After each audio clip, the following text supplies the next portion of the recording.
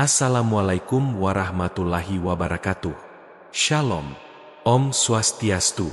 Namo Buddhaya. Salam kebajikan. Rahayu.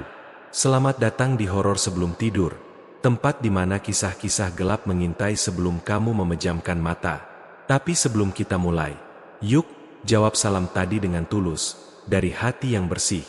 Karena bagi yang menjawab salam dan sudah subscribe channel ini, saya doakan semoga kalian selalu dalam lindungan Tuhan Yang Maha Esa, dijauhkan dari gangguan yang kasat maupun tak kasat mata.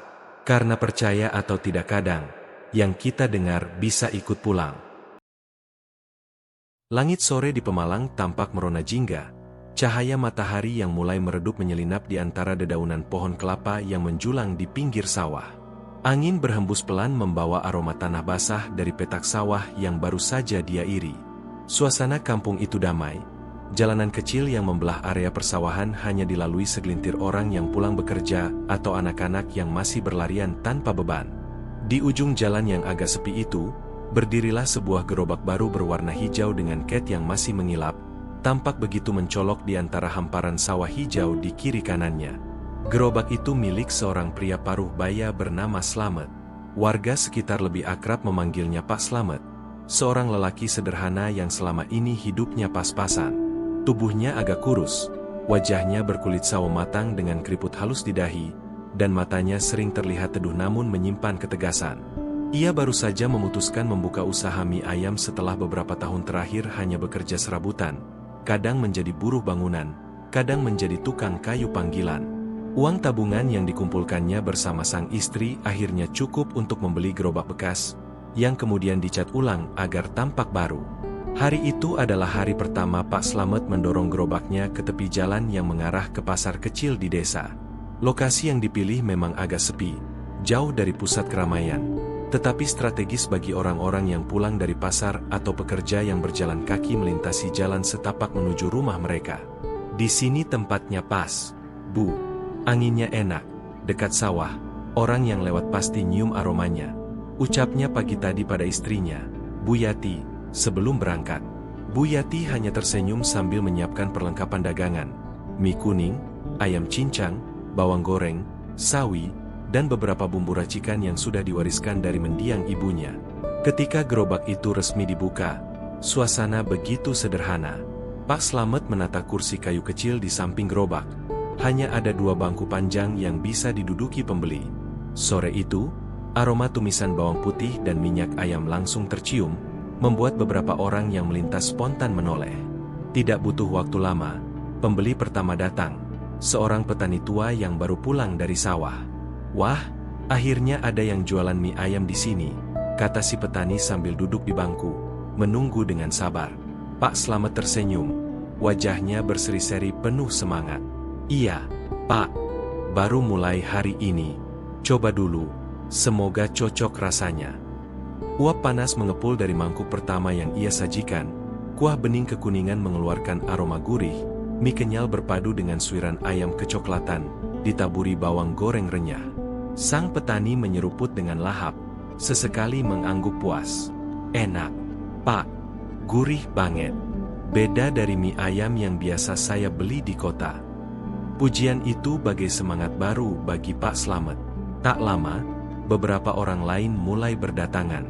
Ada ibu-ibu yang pulang dari pasar, ada anak-anak kecil yang penasaran, bahkan seorang tukang ojek berhenti untuk mencicipi. Dalam waktu singkat, semua bangku terisi, dan gerobak kecil itu tampak ramai. Hari pertama berjalan lancar. Meski hanya berjualan hingga menjelang malam, mie ayamnya habis terjual. Wajah Pak Slamet berseri-seri saat menghitung uang di rumah. "Alhamdulillah, Bu.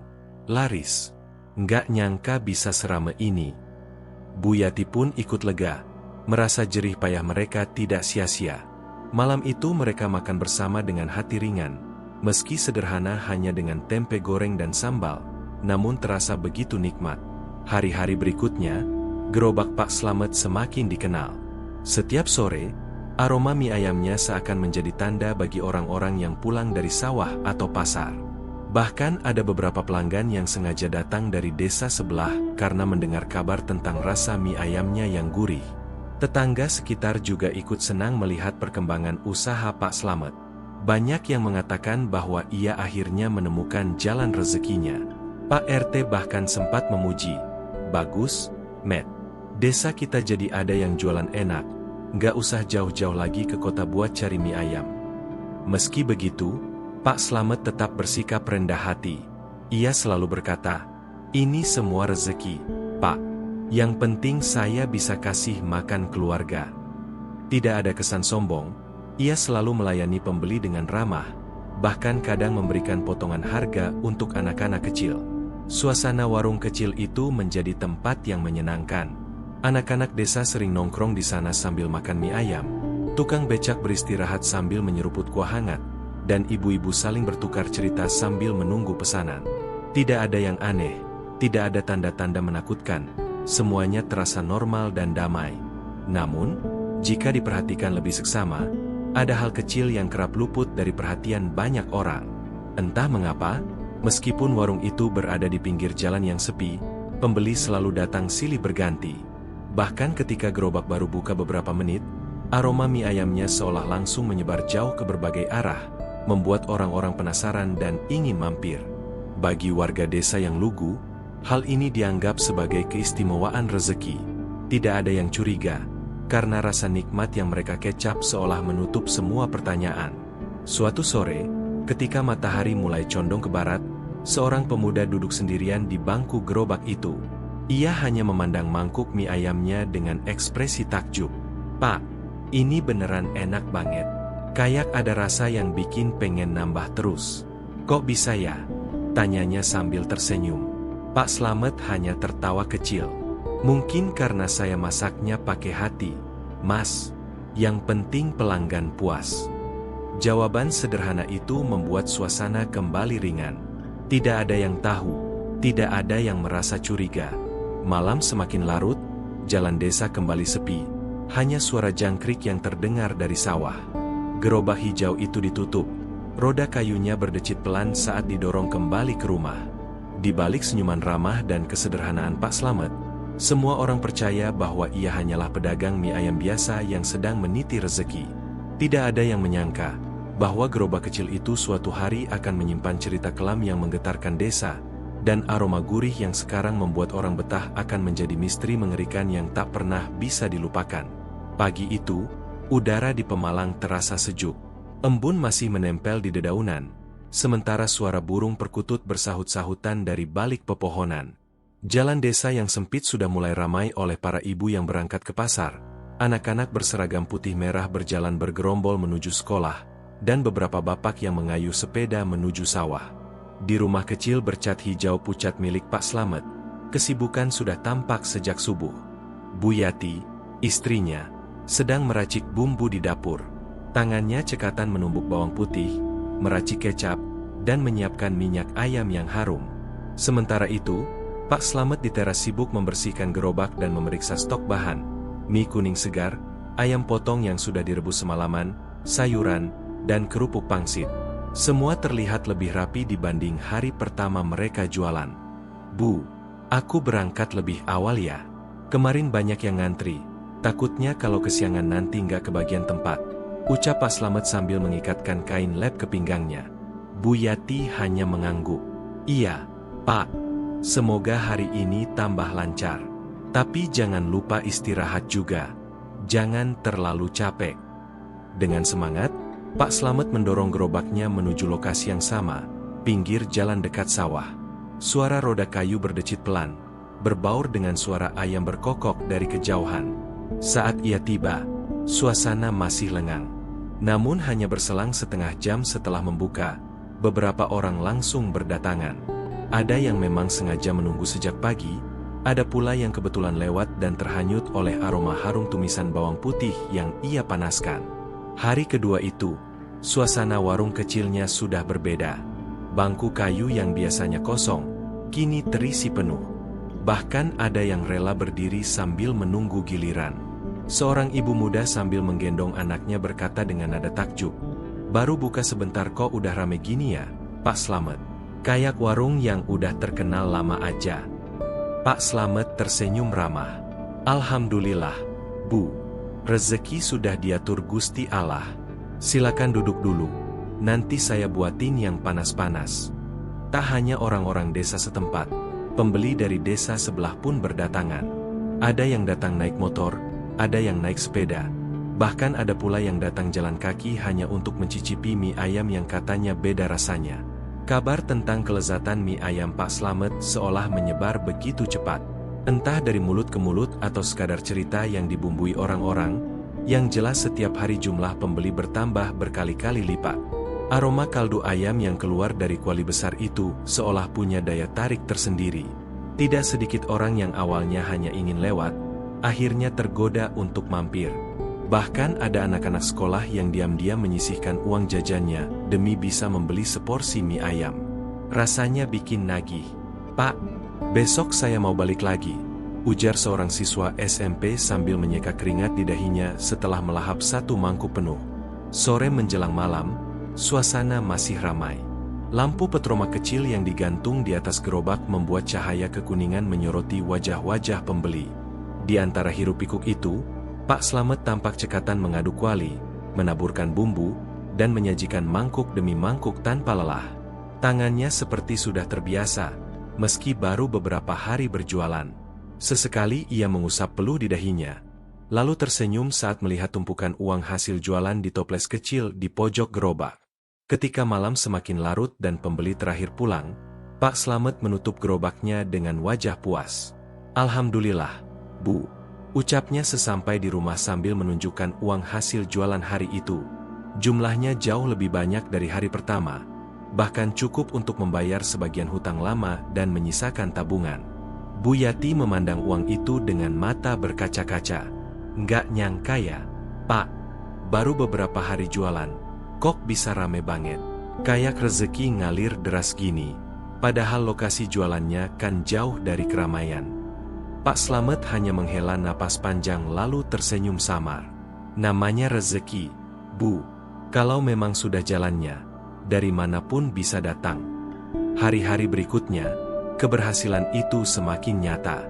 Setiap sore, gerobak Pak Slamet tak pernah sepi. Bahkan antrian pembeli semakin panjang. Beberapa orang mulai heran kenapa mie ayam itu selalu habis lebih cepat dibandingkan warung lain di sekitar pasar. Enak sih enak, tapi kok rasanya kayak ada yang beda. Nggak tahu apa ya. Ayamnya empuk banget, kuahnya gurih sampai ke tulang, celetuk seorang pembeli pada temannya. "Ah, mungkin karena bumbunya pas. Lagian Pak Slamet kan orangnya rajin. Bisa jadi resepnya memang istimewa," jawab temannya sambil menambahkan sambal ke mangkuk. Gunjingan seperti itu makin sering terdengar, namun semuanya masih dalam nada positif. Tidak ada yang menaruh curiga. Bagi warga desa, keberhasilan Pak Slamet adalah sesuatu yang membanggakan. Bahkan ada yang berkata, desa kita jadi terkenal gara-gara mie ayam Pak Slamet. Suatu sore, seorang pedagang pasar yang lewat berhenti dan ikut makan di warung itu. Setelah menyesap kuahnya, ia menggeleng-gelengkan kepala. "Pak, saya udah sering makan mie ayam di kota, tapi punya sampean ini lain. Kayak ada rasa yang nggak bisa saya jelasin. Kalau terus begini, bisa-bisa orang kota juga nyamperin ke sini." Pak Slamet hanya tertawa kecil, tak banyak menjawab. Matanya sesekali melirik ke arah sawah yang membentang luas di seberang jalan, seakan ada sesuatu yang ia pikirkan. Keberhasilan itu membuat banyak tetangga iri sekaligus kagum. Ada yang bilang Pak Slamet memang bekerja keras. Ada pula yang berbisik-bisik seakan keberhasilannya terlalu cepat untuk ukuran pedagang baru. Namun semua prasangka itu tenggelam oleh rasa lapar yang selalu terpuaskan ketika menyantap mie ayamnya. Malam itu, setelah selesai membereskan gerobak, Pak Slamet duduk sendirian di teras rumah. Bu Yati sudah tertidur lebih dulu, kelelahan setelah seharian membantu. Angin malam bertiup lembut, suara jangkrik terdengar jelas. Di pangkuannya, uang hasil jualan hari itu ia hitung perlahan. Jumlahnya kembali mengejutkan, bahkan lebih banyak dari sebelumnya. Ia menatap uang itu lama, bibirnya tersenyum tipis, namun di matanya tersirat sesuatu yang berbeda, bukan sekadar bahagia, tapi seperti ada beban yang tak terucapkan. Di kejauhan, suara angin berhembus melewati pohon besar di belakang rumah. Sesaat, Seolah ada bisikan samar yang menyelinap, entah dari mana datangnya. Pak Slamet menoleh, lalu menutup matanya rapat-rapat, mencoba mengabaikan. Besok lagi, gumamnya pelan sebelum masuk ke dalam rumah. Malam kembali tenang, jalan desa sunyi, hanya meninggalkan aroma mie ayam yang seakan masih menggantung di udara. Bagi warga, gerobak hijau itu kini menjadi simbol keberkahan. Tak ada yang tahu bahwa di balik rezeki yang mengalir deras, tersimpan sesuatu yang perlahan-lahan akan membuka tabir kelam. Malam di Pemalang selalu membawa ketenangan yang khas. Suara jangkrik dari persawahan bersahut-sahutan, angin sejuk berembus lewat celah-celah jendela rumah-rumah kayu, dan langit dihiasi cahaya bintang yang bertaburan. Di desa tempat Pak Slamet tinggal, suasana malam biasanya begitu sunyi setelah jam 9. Orang-orang lebih suka tidur lebih awal karena esok subuh mereka sudah harus bekerja di sawah atau berangkat ke pasar. Namun, sejak beberapa minggu terakhir, ada kebiasaan baru yang diam-diam diperhatikan oleh Bu Yati, istri Pak Slamet. Ia sering terbangun di tengah malam dan mendapati ranjang di sampingnya kosong. Awalnya ia berpikir suaminya hanya ke kamar mandi atau sekadar mencari udara segar di teras. Tapi setelah beberapa kali, ia sadar bahwa Pak Slamet tidak kembali dalam waktu singkat. Suatu malam, sekitar pukul 12, Bu Yati mendengar suara pintu belakang berderit pelan. Rasa kantuknya langsung hilang. Ia menyingkap selimut, lalu berjalan perlahan ke arah pintu dapur.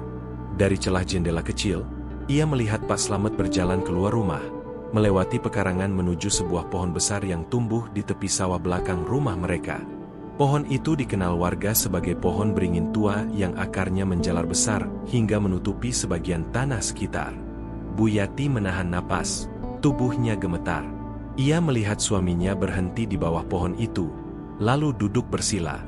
Dari jauh, ia tampak seperti sedang berbicara, bibirnya bergerak, tetapi tak ada orang lain di sana. Hanya ada kegelapan malam, ditemani cahaya samar dari bulan separuh yang menggantung di langit. Ya Allah, dia bicara sama siapa? Bisik Bu Yati pada dirinya sendiri. Rasa penasaran bercampur takut membuat ia tak berani mendekat. Ia hanya berdiri di balik jendela, berusaha mendengarkan. Sayup-sayup terdengar suara Pak Slamet, seolah sedang berbicara dengan nada rendah. Namun sesekali terdengar jeda, seperti ia sedang mendengarkan balasan dari lawan bicaranya. Detak jantung Bu Yati berdegup kencang. Ia ingin sekali berlari mendekat, tapi kakinya seakan terpaku di lantai. Dalam remang malam, ia melihat tangan Pak Slamet bergerak-gerak, kadang mengangguk, kadang mengusap wajah, lalu menengadah seperti orang yang sedang menerima sesuatu. Sekitar setengah jam kemudian, Pak Slamet berdiri dan berjalan kembali ke rumah. Bu Yati buru-buru kembali ke kamar, pura-pura tidur. Beberapa menit kemudian, pintu berderit pelan, langkah kaki suaminya terdengar masuk ke kamar, lalu ranjang kembali terasa bergetar ketika ia berbaring. "Pak," suara Bu Yati lirih, nyaris tak terdengar. "Iya, Bu," jawab Pak Slamet tenang, seakan tak terjadi apa-apa. "Sampean tadi dari mana?" Pak Slamet terdiam sebentar. "Tadi, cuma keluar sebentar, Bu. Nyari udara. Nggak bisa tidur." Bu Yati ingin bertanya lebih jauh, tapi ia menahan diri. Ada sesuatu dalam nada suara suaminya yang membuatnya enggan memperpanjang pertanyaan. Ia memilih menutup mata, meski pikirannya dipenuhi tanda tanya yang tak terjawab. Sejak malam itu, kejadian serupa terus berulang.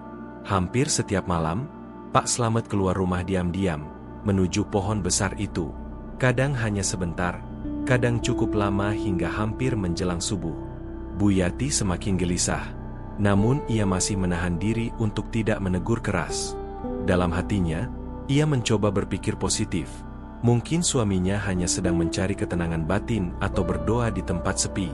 Namun, pada suatu malam yang lain, rasa penasaran Bu Yati mengalahkan ketakutannya. Ia memutuskan untuk mengikuti suaminya secara diam-diam.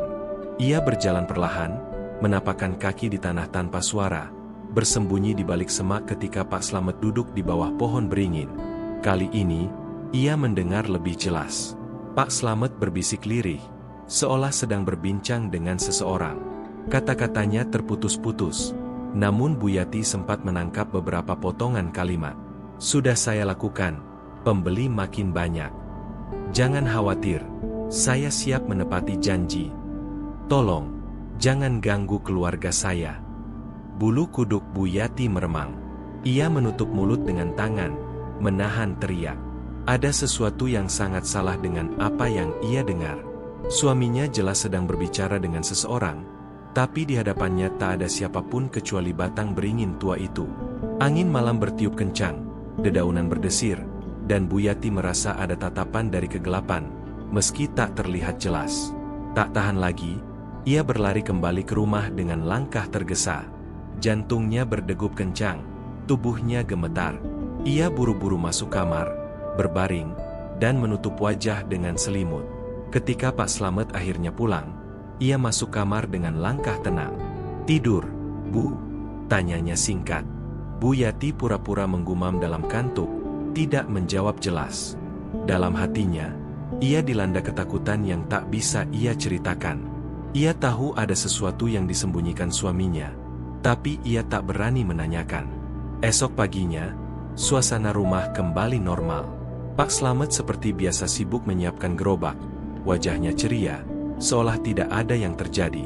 Bu Yati hanya memandanginya dengan perasaan campur aduk, bingung, curiga, sekaligus takut. Hari itu, warung mie ayamnya kembali dipenuhi pembeli. Antrian mengular, orang-orang memuji rasa mie ayamnya, dan uang kembali mengalir deras.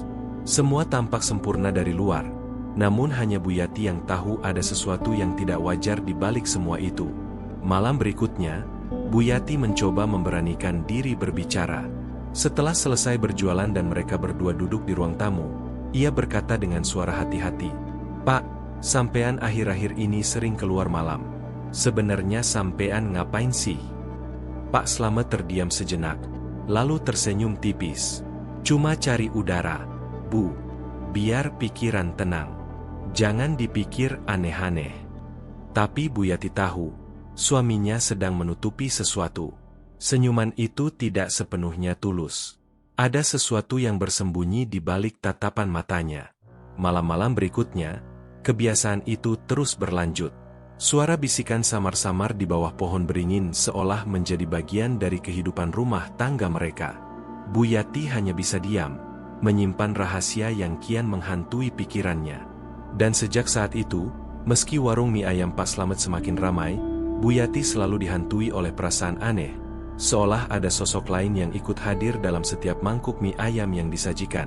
Siang itu, udara di Pemalang terasa lebih panas dari biasanya. Matahari menyengat, membuat para petani yang biasanya betah berlama-lama di sawah terpaksa pulang lebih awal. Jalanan desa tampak lengang, hanya sesekali dilalui sepeda ontel atau motor tua. Di bawah teriknya cuaca, gerobak mie ayam milik Pak Slamet kembali menjadi tempat singgah yang menyegarkan. Sejak dibuka beberapa minggu lalu, warung kecil itu tidak pernah sepi. Setiap hari, antrian pembeli semakin panjang, bahkan ada yang datang jauh-jauh dari desa lain. Orang-orang penasaran ingin mencoba mie ayam yang katanya berbeda dari yang lain. Kuahnya gurih, minyak kenyal, dan daging ayamnya begitu empuk hingga terasa lumar di mulut. Sore itu, beberapa pelanggan sudah duduk menunggu. Ada seorang bapak parubaya yang baru pulang dari sawah, seorang ibu muda yang membawa anak kecil, dan sekelompok remaja yang berisik bercanda sambil menunggu pesanan. "Pak Slamet, mie ayam 1 porsi. Pedes ya?" teriak salah satu remaja sambil tertawa. "Siap, Mas. Sabar ya, lagi ngantri," jawab Pak Slamet dengan senyum ramah. Tangannya lincah memasukkan mie ke dalam air panas, lalu mengangkatnya, menaruh dalam mangkuk, menambahkan suiran ayam, kuah panas, dan taburan bawang goreng. Gerakannya cepat, seakan sudah terbiasa melayani ratusan pembeli setiap hari. Ketika mangkuk mie ayam itu disajikan, salah satu remaja langsung menyuap dengan lahap. Namun setelah beberapa kali suapan, ia berhenti sejenak. Wajahnya menunjukkan ekspresi aneh. "Loh, kok rasanya beda ya? Enak banget sih.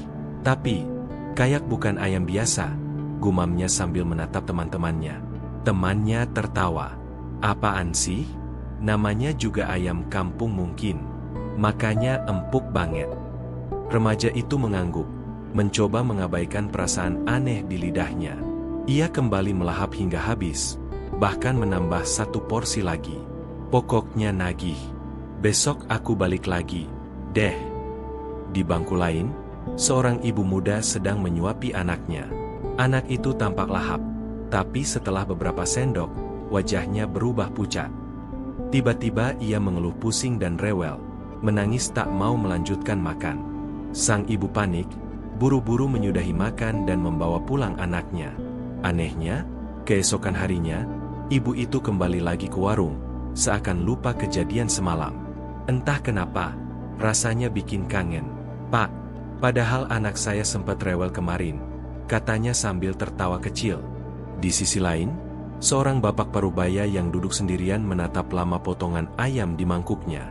Pak Slamet, katanya pelan, ayamnya kok empuk banget, kayak daging sapi muda. Saya baru kali ini makan mie ayam yang suiran dagingnya nggak berserat sama sekali. Pak Slamet tersenyum sambil terus mengaduk kuali. Mungkin karena saya masaknya lama. Pak, jadi empuk. Yang penting cocok di lidah panjenengan. Jawaban itu terdengar masuk akal, dan si bapak pun tak bertanya lebih jauh. Ia melanjutkan makan hingga tandas, lalu membayar dengan wajah puas. Namun, ada hal yang mulai menjadi bahan pembicaraan di antara para pelanggan. Beberapa orang mengaku setelah makan di warung itu, mereka merasa perutnya ringan, berbeda dengan biasanya yang sering kekenyangan atau enek setelah menyantap mie ayam. Bahkan ada yang mengatakan mereka selalu merasa ingin kembali, meski belum lapar. Aneh. Ya, baru aja makan kemarin, rasanya pengen lagi hari ini, kata seorang pemuda pada temannya. Bener, kayak ada yang narik buat balik lagi. Tapi ya, namanya enak, masa ia nolak? Jawab temannya sambil tertawa. Di balik semua itu, hanya sedikit yang menyadari gejala aneh lain. Beberapa pelanggan mengeluh pusing ringan setelah makan. Tapi anehnya, bukannya kapok, mereka justru kembali lagi keesokan harinya dengan semangat. Seolah-olah ada sesuatu yang membuat mereka terikat. Malam itu, setelah warung ditutup dan gerobak didorong pulang, Bu Yati sempat menanyakan hal itu pada suaminya. Pak, aku tadi dengar beberapa orang bilang pusing abis makan mie ayam. Apa jangan-jangan ada bumbu yang kurang pas? Pak Slamet menoleh sekilas, lalu menggeleng. Nggak mungkin, Bu. Semua bumbu aman. Lagian kalau ada yang nggak beres, pasti orang-orang nggak balik lagi. Nyatanya, mereka justru makin rame datang. Bu Yati terdiam, mencoba menerima penjelasan itu. Namun jauh di dalam hatinya, ia merasa ada yang tak beres. Hari-hari berlalu, dan warung mie ayam itu semakin ramai. Pembeli datang silih berganti, bahkan ada yang rela menunggu lebih dari setengah jam hanya untuk mendapatkan seporsi. Di antara keramaian itu, beberapa orang mulai menyadari ada sesuatu yang aneh pada rasa mie ayam Pak Slamet. Rasanya gurih, tapi ada aroma lain yang gak bisa aku jelasin, ujar seorang pedagang pasar pada temannya. Kayak ada rasa manis samar, tapi bukan dari gula. Nggak taulah, pokoknya bikin nagih. Sementara itu, di rumah, Bu Yati semakin gelisah. Ia masih sering terbangun tengah malam dan mendapati suaminya pergi ke arah pohon besar di belakang rumah. Bisikan lirih yang ia dengar semakin sering, meski ia tak berani lagi mengintip. Dan setiap kali pagi datang, suaminya selalu terlihat lebih segar, seolah mendapat kekuatan baru. Suatu malam, saat sedang merapikan dapur, Bu Yati mendengar suara samar dari kuali besar tempat mereka merebus kaldu. Suara itu seperti desahan, lirih, hampir tak terdengar. Ia tertegun, bulu kuduknya merinding. Namun ketika ia mencoba mendekat, suaminya tiba-tiba muncul dari belakang dan menutup kuali itu rapat-rapat. Jangan ikut campur, Bu. Biar aku yang urus, ucapnya dengan nada tegas. Bu Yati hanya bisa terdiam. Hatinya semakin diliputi rasa takut, namun ia tak berani bertanya lebih jauh. Ia tahu ada rahasia besar yang sedang disimpan suaminya, dan ia merasa rahasia itu ada hubungannya dengan kelezatan mie ayam yang kini jadi buah bibir banyak orang. Hari-hari selanjutnya, warung itu semakin dikenal luas. Bahkan ada sopir angkot dari kota yang sengaja mampir hanya untuk mencicipi. Rasanya beda, Pak. Kalau bisa buka cabang di kota, pasti laris, kata salah satunya sambil menyeka keringat. Pak Slamet hanya tersenyum samar. Di sini aja sudah cukup, Mas. Rezeki jangan jauh-jauh dicari, kalau memang ada yang dekat. Jawaban itu terdengar sederhana, tapi di balik tatapannya, tersimpan sesuatu yang tak pernah bisa ditebak oleh orang lain. Kelezatan mie ayam Pak Slamet memang membuat banyak orang ketagihan. Namun tak ada yang tahu bahwa di balik setiap suapan, ada rahasia yang perlahan mulai mengikat para pelanggan, membuat mereka tak bisa benar-benar lepas dari aroma kaldu gurih yang selalu mengepul dari kuali hijau itu. Dan di balik senyuman ramah Pak Slamet, ada sesuatu yang tak bisa dijelaskan dengan kata-kata, sesuatu yang membuat setiap mangkuk mie ayam terasa begitu nikmat sekaligus meninggalkan tanda tanya yang tak terjawab. Sore itu, hujan turun deras mengguyur Pemalang. Langit kelabu, petir sesekali menyambar, dan udara dingin merambati setiap rumah. Meski begitu, warung mie ayam Pak Slamet tetap dipenuhi pembeli. Aroma kuah hangat yang mengepul dari kuali hijau itu seakan mampu melawan gigil hujan. Di bawah tenda sederhana, beberapa orang duduk berhimpitan, menunggu pesanan dengan sabar. Air hujan menetes dari ujung terpal, membasahi tanah yang berubah becek. Suara rintik hujan berpadu dengan dengung obrolan para pelanggan, menciptakan suasana yang anehnya justru terasa hangat. Pak Slamet, 2 porsi ya. 1 pedas, 1 biasa, ujar seorang pemuda dengan jaket basah kuyup. Siap, Mas. Ditunggu sebentar, jawab Pak Slamet sambil tersenyum ramah. Tangannya cekatan menyiapkan mangkuk, tak sedikit pun terganggu oleh suasana hujan. Namun di tengah keramaian itu, muncul seorang tamu tak biasa. Seorang lelaki berpakaian hitam pekat dari kepala hingga kaki, dengan wajah yang sulit terlihat jelas karena tertutup tudung jaket panjangnya. Langkahnya pelan, namun setiap kali kakinya menapak tanah becek, tidak ada cipratan lumpur sedikit pun. Orang-orang yang duduk di warung sempat meliriknya, tapi entah mengapa, mereka buru-buru mengalihkan pandangan, seakan tak ingin lama-lama memperhatikan sosok itu. Lelaki itu berjalan mendekati gerobak, lalu duduk di kursi paling pojok. Ia tidak memesan apapun, hanya duduk diam dengan tangan terlipat di atas meja. Pandangannya lurus menatap Pak Slamet, tanpa berkedip.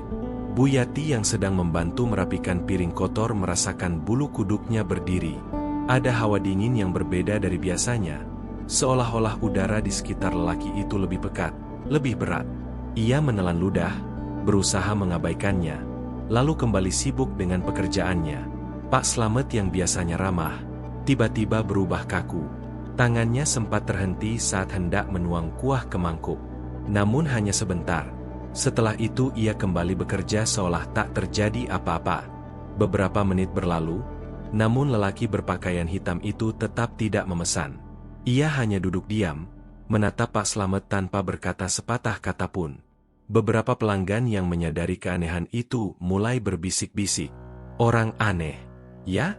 Dari tadi cuma duduk doang. Iya, padahal dingin gini, masa nggak pesan makan atau minum? Lihat bajunya, nggak basah kena hujan, padahal hujan deras banget. Bisik-bisik itu membuat suasana sedikit tegang, namun tak ada yang berani menegur. Hingga akhirnya, setelah hampir setengah jam, lelaki itu perlahan bangkit dari kursinya. Ia berjalan mendekati Pak Slamet. Langkahnya tenang tapi menimbulkan rasa was-was yang sulit dijelaskan. Sesampainya di depan gerobak, ia berhenti. Tatapan matanya yang gelap menusuk langsung ke arah Pak Slamet. Kuahnya makin kental, ucapnya dengan suara berat, nyaris seperti bisikan yang bergema. Pak Slamet mendadak pucat. Tangannya yang memegang sendok kayu bergetar halus. Ia menunduk, tak berani menatap sosok itu. Iya, Tuan, sesuai permintaan. Beberapa orang yang mendengar percakapan itu bingung. Mereka saling pandang, tak mengerti apa maksudnya. Namun sebelum ada yang sempat bertanya, lelaki berpakaian hitam itu berbalik. Tanpa sepatah kata pun, ia berjalan keluar dari tenda, melewati hujan deras tanpa payung, tanpa jas hujan, tanpa meninggalkan jejak basah di tanah. Hening menyelimuti warung sesaat. Para pelanggan terdiam, beberapa mencoba mengalihkan dengan bercanda agar suasana tak terlalu mencekam. Namun rasa aneh itu sudah terlanjur menempel. Setelah lelaki itu pergi, Bu Yati mendekat ke suaminya. "Pak, siapa tadi orang itu? Aku kok merinding banget liatnya." Pak Slamet hanya menggeleng pelan. "Orang lewat, mungkin." Tapi nada suaranya jelas berbohong. Matanya masih menatap kosong ke arah jalan tempat lelaki berpakaian hitam itu menghilang. Malamnya, setelah warung ditutup, suasana rumah terasa lebih sunyi dari biasanya. Angin kencang berhembus, membuat jendela berderik. Bu Yati duduk di ruang tengah, masih memikirkan kejadian tadi sore. "Pak, jujur sama aku, siapa sebenarnya orang tadi?" tanyanya dengan suara pelan. Pak Slamet yang sedang membersihkan panci berhenti sejenak.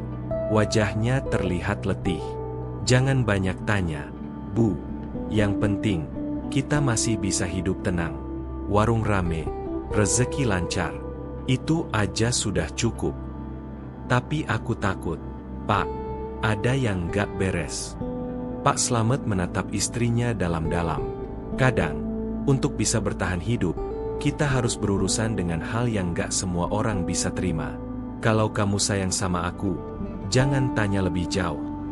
Jawaban itu membuat Bu Yati semakin gelisah. Ia tahu suaminya sedang menyembunyikan sesuatu besar, sesuatu yang berhubungan dengan lelaki berpakaian hitam itu.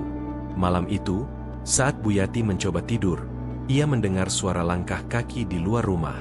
Perlahan ia bangkit, mengintip dari balik jendela.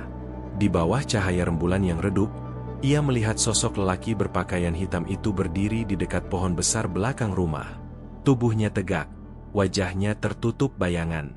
Ia berdiri lama sekali, seperti sedang mengawasi. Bu Yati menutup mulutnya rapat-rapat, menahan jeritan. Tubuhnya gemetar.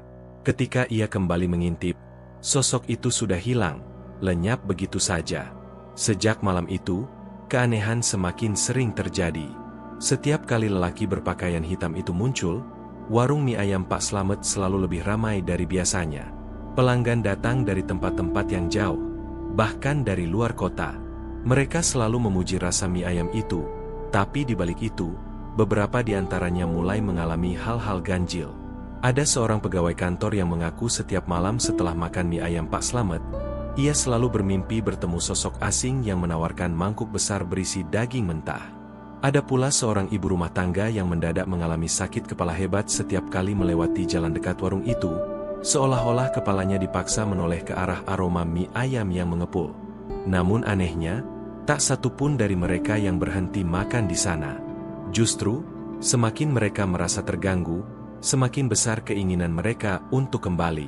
Pak Slamet sendiri semakin sering terlihat berbicara sendirian di belakang rumah, terutama saat malam tiba. Dari kejauhan, Bu Yati kadang mendengar suara berat lain yang membalas ucapannya, meski ia tahu tak ada siapapun di sana. Hari-hari itu menjadi awal dari sesuatu yang lebih besar. Kehadiran lelaki berpakaian hitam bukan sekadar kebetulan. Ia datang membawa tanda, sebuah peringatan yang hanya bisa dipahami oleh mereka yang berani melihat lebih jauh, bahwa setiap mangkuk mie ayam itu bukan lagi sekadar makanan, melainkan bagian dari perjanjian yang kelam. Dan bagi Bu Yati, bayangan lelaki itu yang berdiri kaku di bawah pohon belakang rumah, menjadi awal dari mimpi buruk yang tak pernah benar-benar berakhir. Malam di desa kecil Pemalang itu sepi seperti biasanya. Angin dari arah sawah berhembus lembut, membawa suara jangkrik dan sesekali lolongan anjing yang jauh. Rumah Pak Slamet berdiri di dekat jalan desa, tidak terlalu besar namun cukup nyaman bagi keluarga kecilnya. Di belakang rumahnya terdapat dapur sederhana yang sekaligus menjadi tempat ia menyiapkan bahan-bahan untuk warung mie ayamnya. Di sana pula berdiri sebuah kuali besar dari besi yang selalu ia gunakan untuk meracik kuah mie ayam, kuali yang sudah menjadi bagian penting dari usahanya. Sejak beberapa bulan terakhir, Bu Yati, istri Pak Slamet, sering merasa ada sesuatu yang berbeda dari dapur belakang. Meski ia tidak pernah berani mengatakannya terang-terangan, ia mulai menyadari bahwa kuali besar itu bukanlah kuali biasa. Ada saat-saat ketika ia berdiri di dekatnya, menyiapkan sayuran atau mencuci peralatan, ia merasa seperti sedang diawasi. Kadang terdengar suara kecil seperti desir napas, kadang seperti bisikan samar yang segera lenyap begitu ia mencoba lebih fokus mendengarnya. Pada malam itu, setelah Pak Slamet pulang dari warung, ia langsung menuju dapur untuk membersihkan kuali. Bu Yati yang kebetulan sedang menyiapkan air hangat untuk mandi mendengar sesuatu yang tidak biasa. Dari balik pintu kamar, samar-samar terdengar suara lirih, bukan suara air mendidih, bukan pula suara uap, melainkan suara seperti erangan manusia yang tertahan. Suara itu pelan, seperti seseorang yang sedang menderita, berusaha menahan sakit, namun tidak bisa benar-benar diam. Bu Yati berhenti sejenak, tubuhnya merinding. Ia menoleh ke arah dapur, mencoba memastikan apakah telinganya tidak salah dengar. Tapi suara itu semakin jelas, seperti suara seseorang yang terperangkap di dalam air mendidih. Dadanya bergemuruh. Jantungnya berdetak kencang. Ia ingin mengabaikannya, namun rasa penasaran menguasai dirinya. Dengan langkah perlahan, ia mendekati dapur. Lampu gantung kecil di dapur hanya memberikan cahaya kekuningan yang temaram, membuat suasana semakin mencekam. Dari jauh, ia melihat Pak Slamet berdiri membelakangi pintu, tangannya memegang sendok sayur besar. Wajahnya tampak serius, seakan sedang mengawasi sesuatu yang sangat penting. Kuali besar itu mendidih perlahan, mengeluarkan aroma kuah yang harum, aroma yang biasanya membuat orang lapar, tapi malam itu justru membuat perut Bu Yati mual. Ketika ia semakin dekat, suara lirih itu terdengar lagi. Kali ini lebih jelas, seperti suara seorang perempuan yang menangis pelan, diselingi erangan kesakitan. Bu Yati menutup mulutnya dengan tangan, menahan teriakan yang hampir keluar. Rasa takut membuncah dalam dadanya. Namun sekaligus dorongan ingin tahu membuat kakinya melangkah terus. Ia berhenti tepat di belakang Pak Slamet, mencoba mengintip ke dalam kuali. Tapi sebelum matanya sempat melihat isi rebusan itu, Pak Slamet tiba-tiba menoleh cepat, seolah tahu ada yang memperhatikannya. Wajahnya tegang, matanya merah seperti orang yang sangat lelah atau sedang marah. "Apa yang kamu lakukan di sini?" Suara Pak Slamet berat, penuh tekanan. Bu Yati terdiam. Lidahnya keluh. Ia hanya bisa menunjuk kuali dengan tangan gemetar. "Mas, aku dengar suara," katanya terbata-bata. Namun Pak Slamet segera menutup kuali itu dengan penutup besi yang ada di samping. Bunyi dentuman besi terdengar keras ketika tutup kuali dijatuhkan, membuat Bu Yati terlonjak kaget. Aroma kuah yang semula menyengat tiba-tiba mereda, dan suara lirih itu hilang seketika. "Jangan ikut campur urusan ini, Yat," ucap Pak Slamet dengan nada dingin. "Kamu hanya perlu percaya sama aku. Jangan pernah lagi coba-coba mendekat ke kuali ini malam-malam." Bu Yati menelan ludahnya. Ia ingin bertanya lebih jauh, ingin mendesak suaminya menjelaskan apa sebenarnya yang terjadi. Tapi ada sesuatu pada sorot mata Pak Slamet yang membuatnya membeku. Matanya tajam, hampir tidak seperti mata suaminya yang biasanya lembut. Malam itu ia melihat sisi lain dari lelaki yang ia nikahi puluhan tahun lalu, sisi yang asing dan menakutkan. Dengan tubuh lemas, Bu Yati mundur perlahan. Ia kembali ke kamar tanpa berani menoleh lagi. Begitu pintu kamar ditutup, tubuhnya gemetar hebat. Ia menutupi wajah dengan kedua tangan, berusaha menenangkan diri, namun bayangan suara lirih dari kuali itu terus terngiang di telinganya. Malam itu ia tidak bisa tidur. Setiap kali memejamkan mata, ia seakan mendengar suara tangisan yang sama, semakin lama semakin dekat. Ia bahkan bermimpi buruk, melihat kuali besar itu mendidih bukan dengan kuah, melainkan dengan darah segar. Dari dalam kuali muncul tangan-tangan yang mencoba keluar, seolah ada tubuh manusia yang direbus hidup-hidup. Ia terbangun dengan napas terengah-engah, tubuh basah oleh keringat dingin. Keesokan paginya, Pak Slamet bertindak seakan tidak ada yang terjadi. Ia menyiapkan bahan-bahan untuk dagangan seperti biasa, bahkan bersiul kecil sambil memotong daun bawang. Bu Yati memperhatikannya diam-diam, bingung sekaligus takut. Bagaimana mungkin ia bisa bertingkah biasa setelah malam yang mengerikan itu? Sambil membersihkan meja, Bu Yati mencoba memberanikan diri bertanya, "Mas, apa sebenarnya yang ada di dalam kuali itu? Kenapa suaranya seperti orang?" Pak Slamet berhenti sejenak, tapi tidak menoleh. Tangannya tetap sibuk mengiris daging. "Jangan banyak tanya, Yat. Semakin kamu tahu, semakin bahaya buat kamu. Ingat kata-kataku, jangan pernah ikut campur." Jawaban itu justru membuat Bu Yati semakin resah. Hatinya berkecamuk antara ingin mencari tahu atau menuruti perintah suaminya. Namun sejak malam itu, ia mulai memperhatikan bahwa setiap kali Pak Slamet memasak kuah di kuali besar, wajahnya berubah muram. Kadang ia terdengar bergumam sendiri, seakan berbicara dengan seseorang yang tidak terlihat. Hari-hari berikutnya, suara-suara aneh itu kembali terdengar beberapa kali, meski lebih samar. Setiap kali Bu Yati mencoba mendekat, Pak Slamet selalu muncul entah dari mana untuk menghentikannya. Seakan ada sesuatu yang memang harus disembunyikan dari matanya. Rasa takut Bu Yati semakin menjadi-jadi. Ia mulai berpikir, mungkin rahasia inilah yang membuat usaha mie ayam suaminya begitu laris. Kuahnya memang terkenal gurih dan berbeda. Tapi bagaimana jika kelezatan itu berasal dari sesuatu yang tidak seharusnya? Bagaimana jika kuali besar itu menyimpan rahasia kelam yang tidak boleh diketahui siapapun? Namun satu hal yang pasti, malam ketika ia mendengar suara erangan dari kuali itu telah mengubah segalanya. Ia tidak lagi melihat warung mie ayam suaminya sebagai warung biasa. Setiap mangkuk mie yang tersaji seakan menyimpan misteri yang mengerikan. Dan meski ia berusaha melupakan, suara lirih itu masih terus menghantui telinganya, seolah memanggil-manggil dari balik uap panas kuali besar. Malam-malam berikutnya, Bu Yati hanya bisa duduk diam di kamar, mendengarkan suara sendok sayur yang beradu dengan besi, berbaur dengan erangan samar yang hanya ia dengar seorang diri. Ia tahu, rahasia besar itu suatu saat akan terbongkar, entah bagaimana caranya. Tapi untuk saat ini, ia hanya bisa menyimpan rasa takutnya sendiri. Malam itu warung mie ayam Pak Slamet tampak lebih ramai dari biasanya. Kursi-kursi penuh oleh pelanggan yang datang silih berganti. Sebagian besar adalah langganan tetap, sebagian lagi orang-orang luar desa yang sengaja datang karena mendengar kabar tentang kelezatan kuah mie ayamnya yang berbeda dari yang lain. Lampu-lampu Petromax dipasang berjejer di depan warung, memancarkan cahaya kekuningan yang membuat suasana terasa hangat sekaligus menambah kesan sederhana yang memikat. Pak Slamet dengan cekatan meracik mie, menambahkan kuah dari kuali besarnya yang selalu mengepul uap harum. Tangannya lincah, tidak pernah salah takaran, seolah sudah hafal setiap gerakan dengan mata tertutup sekalipun. Senyumnya kadang tersungging, meski di balik wajah tenang itu sebenarnya ada beban besar yang disembunyikan dari semua orang. Di tengah keramaian itu, datanglah seorang pria muda. Ia tampak asing bagi para pelanggan lain. Tubuhnya kurus tinggi, kulitnya agak pucat, dan rambutnya sedikit berantakan. Pakaiannya sederhana, kaos kusam dengan celana jeans yang warnanya sudah pudar.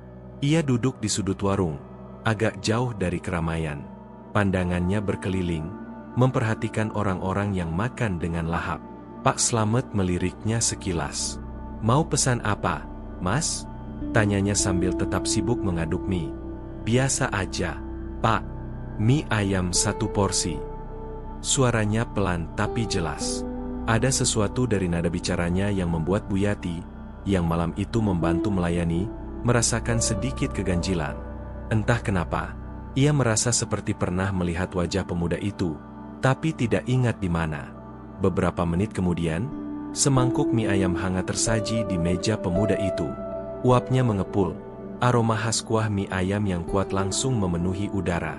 Pemuda itu menunduk, mengamati mangkuknya sebentar, lalu menyendok perlahan. Pada awalnya ia tampak menikmati, sesekali mengangguk kecil seakan mengakui kelezatan yang terkenal itu. Namun setelah beberapa suapan, wajahnya berubah. Keningnya berkerut, matanya menatap ke dalam mangkuk dengan penuh kebingungan. Bibirnya bergetar, seperti ingin mengatakan sesuatu tapi tertahan.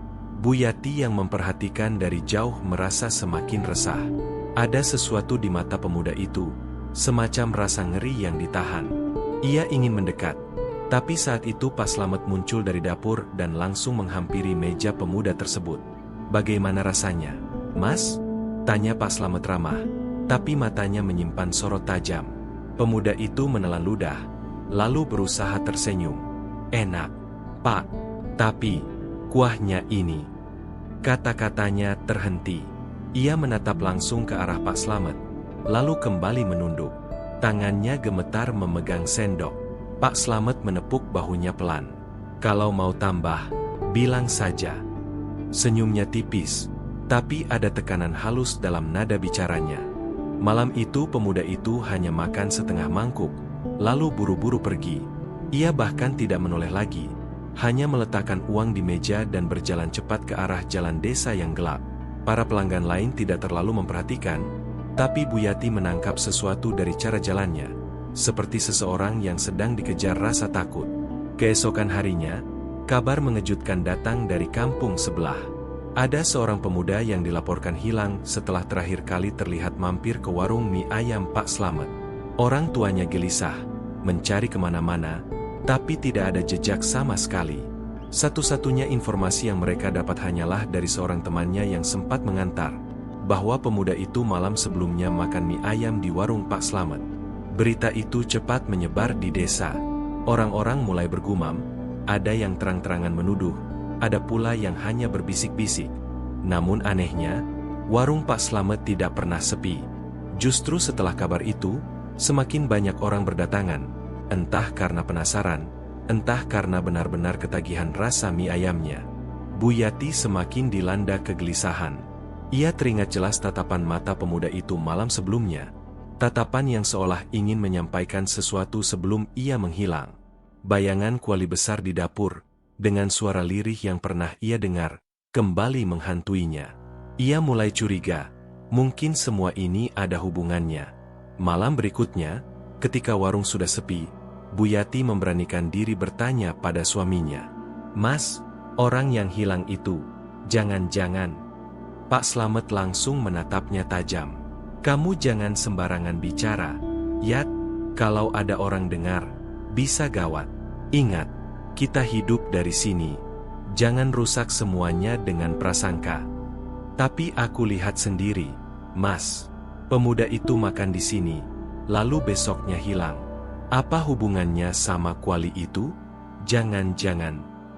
"Cukup," bentak Pak Slamet, membuat Bu Yati terdiam ketakutan. "Kamu istriku. Tugamu hanya menemani aku. Jangan ikut campur soal yang tidak bisa kamu pahami."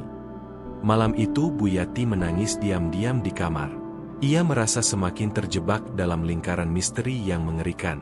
Ia ingin keluar, ingin meninggalkan semua ini, tapi bagaimana mungkin? Ia terikat oleh rasa takut sekaligus oleh kenyataan bahwa warung mie ayam itulah satu-satunya sumber kehidupan mereka. Sementara itu, kabar tentang pemuda yang hilang belum juga menemukan titik terang.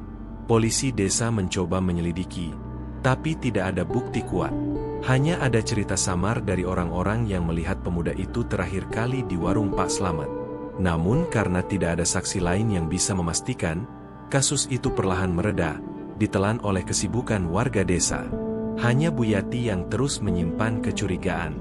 Setiap kali ia mendengar suara dari kuali besar, ia merasa seakan-akan ada jiwa yang terjebak di dalamnya, berteriak minta tolong.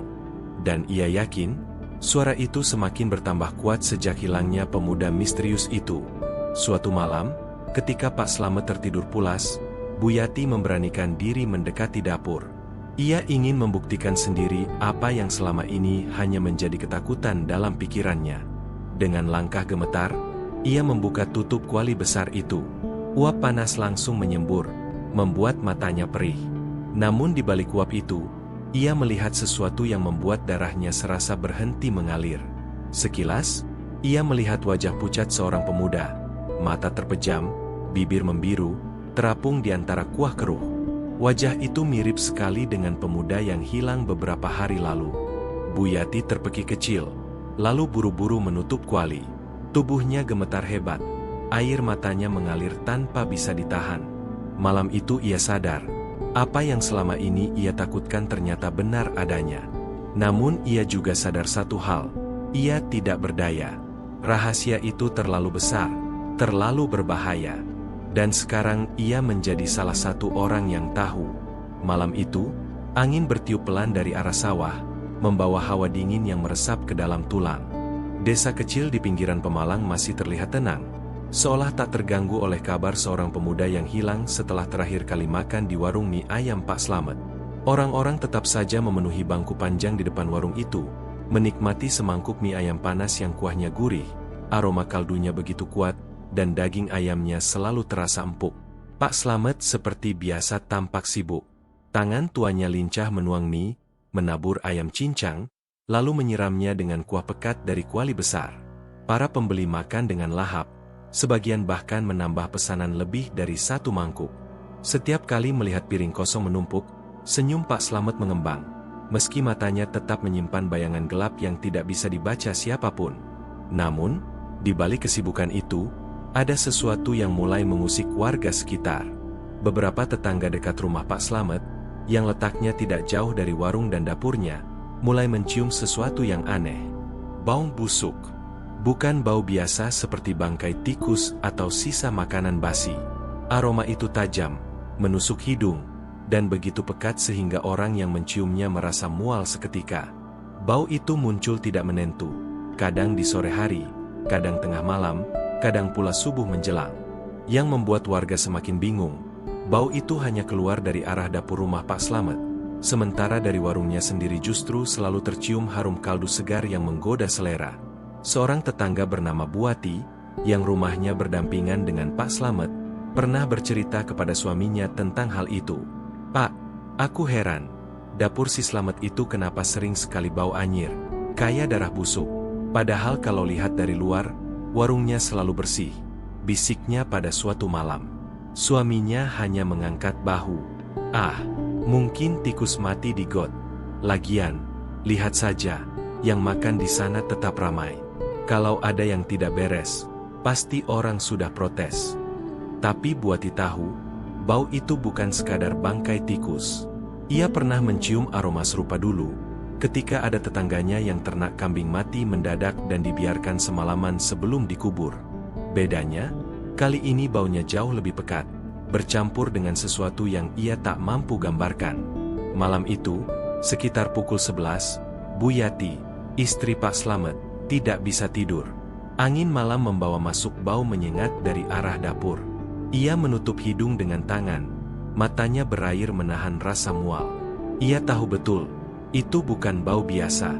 Dengan langkah pelan, ia bangkit dari ranjang dan berjalan ke arah dapur. Rumah kayu itu berderit di setiap pijakan. Lampu minyak yang tergantung di dinding dapur berayun pelan diterpa angin. Dari balik pintu, Bu Yati melihat suaminya sedang berdiri di depan kuali besar. Pak Slamet tidak menyadari kehadirannya. Tangannya menggenggam sendok kayu panjang, mengaduk perlahan kuah dalam kuali. Sesekali ia menunduk, seolah mendengarkan sesuatu yang keluar dari dalam cairan itu. Bu Yati menahan napas. Bau busuk yang tercium semakin kuat, membuat perutnya bergolak. Tiba-tiba, ia mendengar suara lirih. Bukan suara mendidih biasa, melainkan seperti keluhan, erangan, samar-samar terdengar seperti manusia yang menahan sakit. "Ah, lepaskan, panas." Bu Yati terbelalak. Tangannya refleks menutup mulut agar tidak berteriak. Kakinya gemetar. Suara itu jelas berasal dari dalam kuali.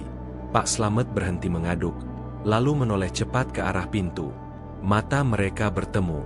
Seketika wajah Pak Slamet berubah tegang. "Yati, kau ngapain di situ?" Suaranya keras, penuh amarah bercampur panik. Bu Yati tidak mampu menjawab.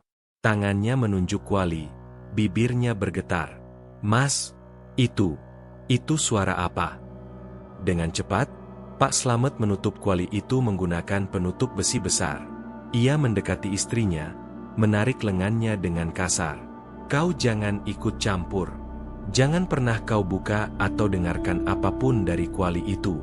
Kalau kau sayang sama hidupmu, diamlah," katanya sambil mengguncang bahu Bu Yati. Air mata Bu Yati jatuh tanpa ia sadari. Ia ingin bertanya lebih jauh, ingin menuntut jawaban, tapi ketakutan menahan lidahnya. Ia hanya bisa menunduk, tubuhnya gemetar. Pak Slamet menatapnya tajam, lalu kembali ke arah kuali. Dengan suara lirih ia berbisik, entah kepada siapa.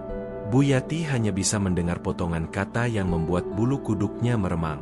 "Sudah, tenanglah, sebentar lagi, akan ada gantinya." Setelah itu, bau busuk perlahan memudar, seolah menghilang begitu saja. Namun bagi Bu Yati, malam itu meninggalkan bekas mendalam. Ia semakin yakin ada sesuatu yang mengerikan di balik kesuksesan mie ayam suaminya. Suara-suara itu, bau busuk yang tidak pernah hilang, dan sikap Pak Slamet yang semakin misterius, semuanya menjadi potongan teka-teki yang menakutkan. Yang lebih menyeramkan lagi, esok paginya ketika warung buka, kuah dari kuali yang semalam berbau busuk justru kembali harum, menggoda setiap orang yang lewat. Pelanggan berdatangan, memuji rasa mie ayam yang katanya semakin enak, semakin nagih. Sementara Bu Yati, duduk diam di pojok warung, hanya bisa menatap mangkuk-mangkuk yang terhidang. Dalam setiap suapan pelanggan, ia merasa ada jeritan yang tertahan, ada kesakitan yang dikubur dalam-dalam. Dan bau busuk itu, meski tidak tercium oleh orang lain, kini selalu menghantui hidungnya. Malam di Pemalang turun dengan perlahan, menyelimuti sawah dan rumah-rumah kayu dengan kabut tipis. Di kejauhan, suara jangkrik bersahut-sahutan, bercampur dengan desir angin yang melewati rumpun bambu. Desa yang biasanya terasa damai itu kini menyimpan bisik-bisik yang semakin lama semakin keras. Warung mie ayam Pak Slamet bukanlah warung biasa. Ada sesuatu yang disembunyikan. Sejak kabar bau busuk yang kerap tercium dari dapur, banyak tetangga menjadi resah. Mereka tidak berani bicara terang-terangan, hanya berbisik di teras rumah masing-masing, seolah ada rasa takut yang menghalangi mereka untuk menuduh secara langsung. Namun, rasa penasaran itu semakin membesar, apalagi setelah satu pemuda yang terakhir terlihat makan di warung tersebut menghilang tanpa jejak. Di rumah Pak Slamet sendiri, suasana jauh dari kata tentram. Bu Yati, istrinya, masih trauma dengan apa yang ia lihat dan dengar dari kuali besar beberapa malam lalu. Erangan lirih dari dalam rebusan itu terus menghantui tidurnya, datang dalam bentuk mimpi buruk yang membuatnya terbangun dengan tubuh penuh keringat dingin. Namun malam ini, ada hal lain yang lebih menyeramkan. Sekitar pukul 12 malam, seorang tetangga bernama Pak Karto, laki-laki paruh baya yang rumahnya tidak jauh dari rumah Pak Slamet, tidak bisa tidur. Ia baru saja pulang dari hajatan di desa sebelah. Saat melintas di jalan setapak dekat pekarangan Pak Slamet, matanya menangkap sesuatu yang tidak biasa.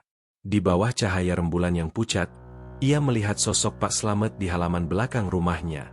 Lelaki tua itu berdiri di samping sebuah sumur tua yang sudah lama tidak dipakai. Sumur itu berada agak tersembunyi di balik semak-semak dan pohon pisang. Orang-orang di desa tahu sumur itu sudah tidak layak dipakai karena airnya keruh. Bahkan ada yang bilang beracun. Pak Slamet terlihat membawa sesuatu yang dibungkus kain hitam. Gerak-geriknya pelan namun penuh kewaspadaan, seolah takut ada yang melihat. Ia kemudian membuka bungkusan itu. Dari kejauhan, Pak Karto tidak bisa melihat jelas isinya, tapi ia mendengar suara seperti sesuatu yang basah jatuh ke tanah. Aroma anyir yang terbawa angin membuat perutnya terasa mual. Dengan hati-hati, Pak Slamet menurunkan isi bungkusan itu ke dalam sumur menggunakan tali. Bibirnya komat kamit, membaca sesuatu yang terdengar seperti mantra. Suaranya berat, patah-patah, kadang terdengar menyeramkan seperti bukan suaranya sendiri. Terimalah, ini gantinya. Jangan ganggu aku, jangan ganggu keluargaku. Pak Karto membeku di tempatnya. Jantungnya berdetak kencang. Keringat dingin mengalir di pelipisnya meski udara malam begitu dingin. Ia ingin berbalik dan lari, tapi rasa takut membuat tubuhnya kaku. Ia hanya bisa terus memperhatikan, berharap Pak Slamet tidak menyadari keberadaannya. Setelah beberapa saat, Pak Slamet menegakkan tubuhnya. Tangannya gemetar, wajahnya pucat, tapi matanya tampak kosong. Ia menarik tali dengan cepat, seolah memastikan tidak ada yang tersisa di atas. Air sumur memantulkan cahaya rembulan, dan disitulah Pak Karto hampir menjerit. Air sumur itu merah, bukan merah biasa seperti karat atau lumpur, melainkan merah segar seperti darah yang baru menetes. Cairan itu berputar pelan, lalu bergolak seakan ada sesuatu yang bergerak di dalamnya. Dari permukaan sumur terdengar suara lirih, seperti bisikan samar yang berulang-ulang memanggil nama seseorang. Lam, Met, Lam, Met. Pak Karto buru-buru menutup mulutnya dengan tangan. Kakinya gemetar hebat. Ia tahu, kalau ketahuan, nyawanya mungkin tidak akan selamat. Ia mundur perlahan, langkahnya diatur hati-hati agar tidak menimbulkan suara. Setelah cukup jauh, ia berlari sekuat tenaga menuju rumahnya. Sepanjang jalan, bayangan sumur itu tidak bisa hilang dari pikirannya. Air merah, bisikan mengerikan, dan sosok Pak Slamet yang tampak seperti orang lain. Semua bercampur menjadi mimpi buruk yang nyata. Keesokan paginya, Pak Karto tidak berani menceritakan apa yang ia lihat kepada siapapun, bahkan kepada istrinya sendiri. Ia hanya bisa duduk murung di teras rumah, menatap kosong sambil sesekali mengusap wajahnya yang pucat. Namun, kabar bahwa ia semalam pulang larut dan terlihat berlari terburu-buru membuat beberapa warga curiga. Sementara itu, warung mie ayam Pak Slamet kembali buka seperti biasa. Tidak ada tanda-tanda aneh dari luar. Aroma kuah yang gurih kembali memenuhi udara, menarik orang-orang untuk mampir.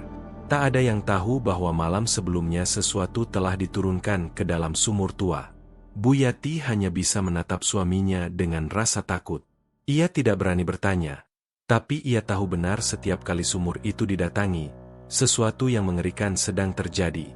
Ia juga tahu bahwa kuah yang disajikan ke pelanggan selalu terasa lebih kuat, lebih menggoda, setiap kali setelah Pak Slamet mengunjungi sumur itu. Hari-hari berikutnya, beberapa tetangga yang kebetulan melewati dekat sumur itu mengaku pernah mendengar suara-suara aneh.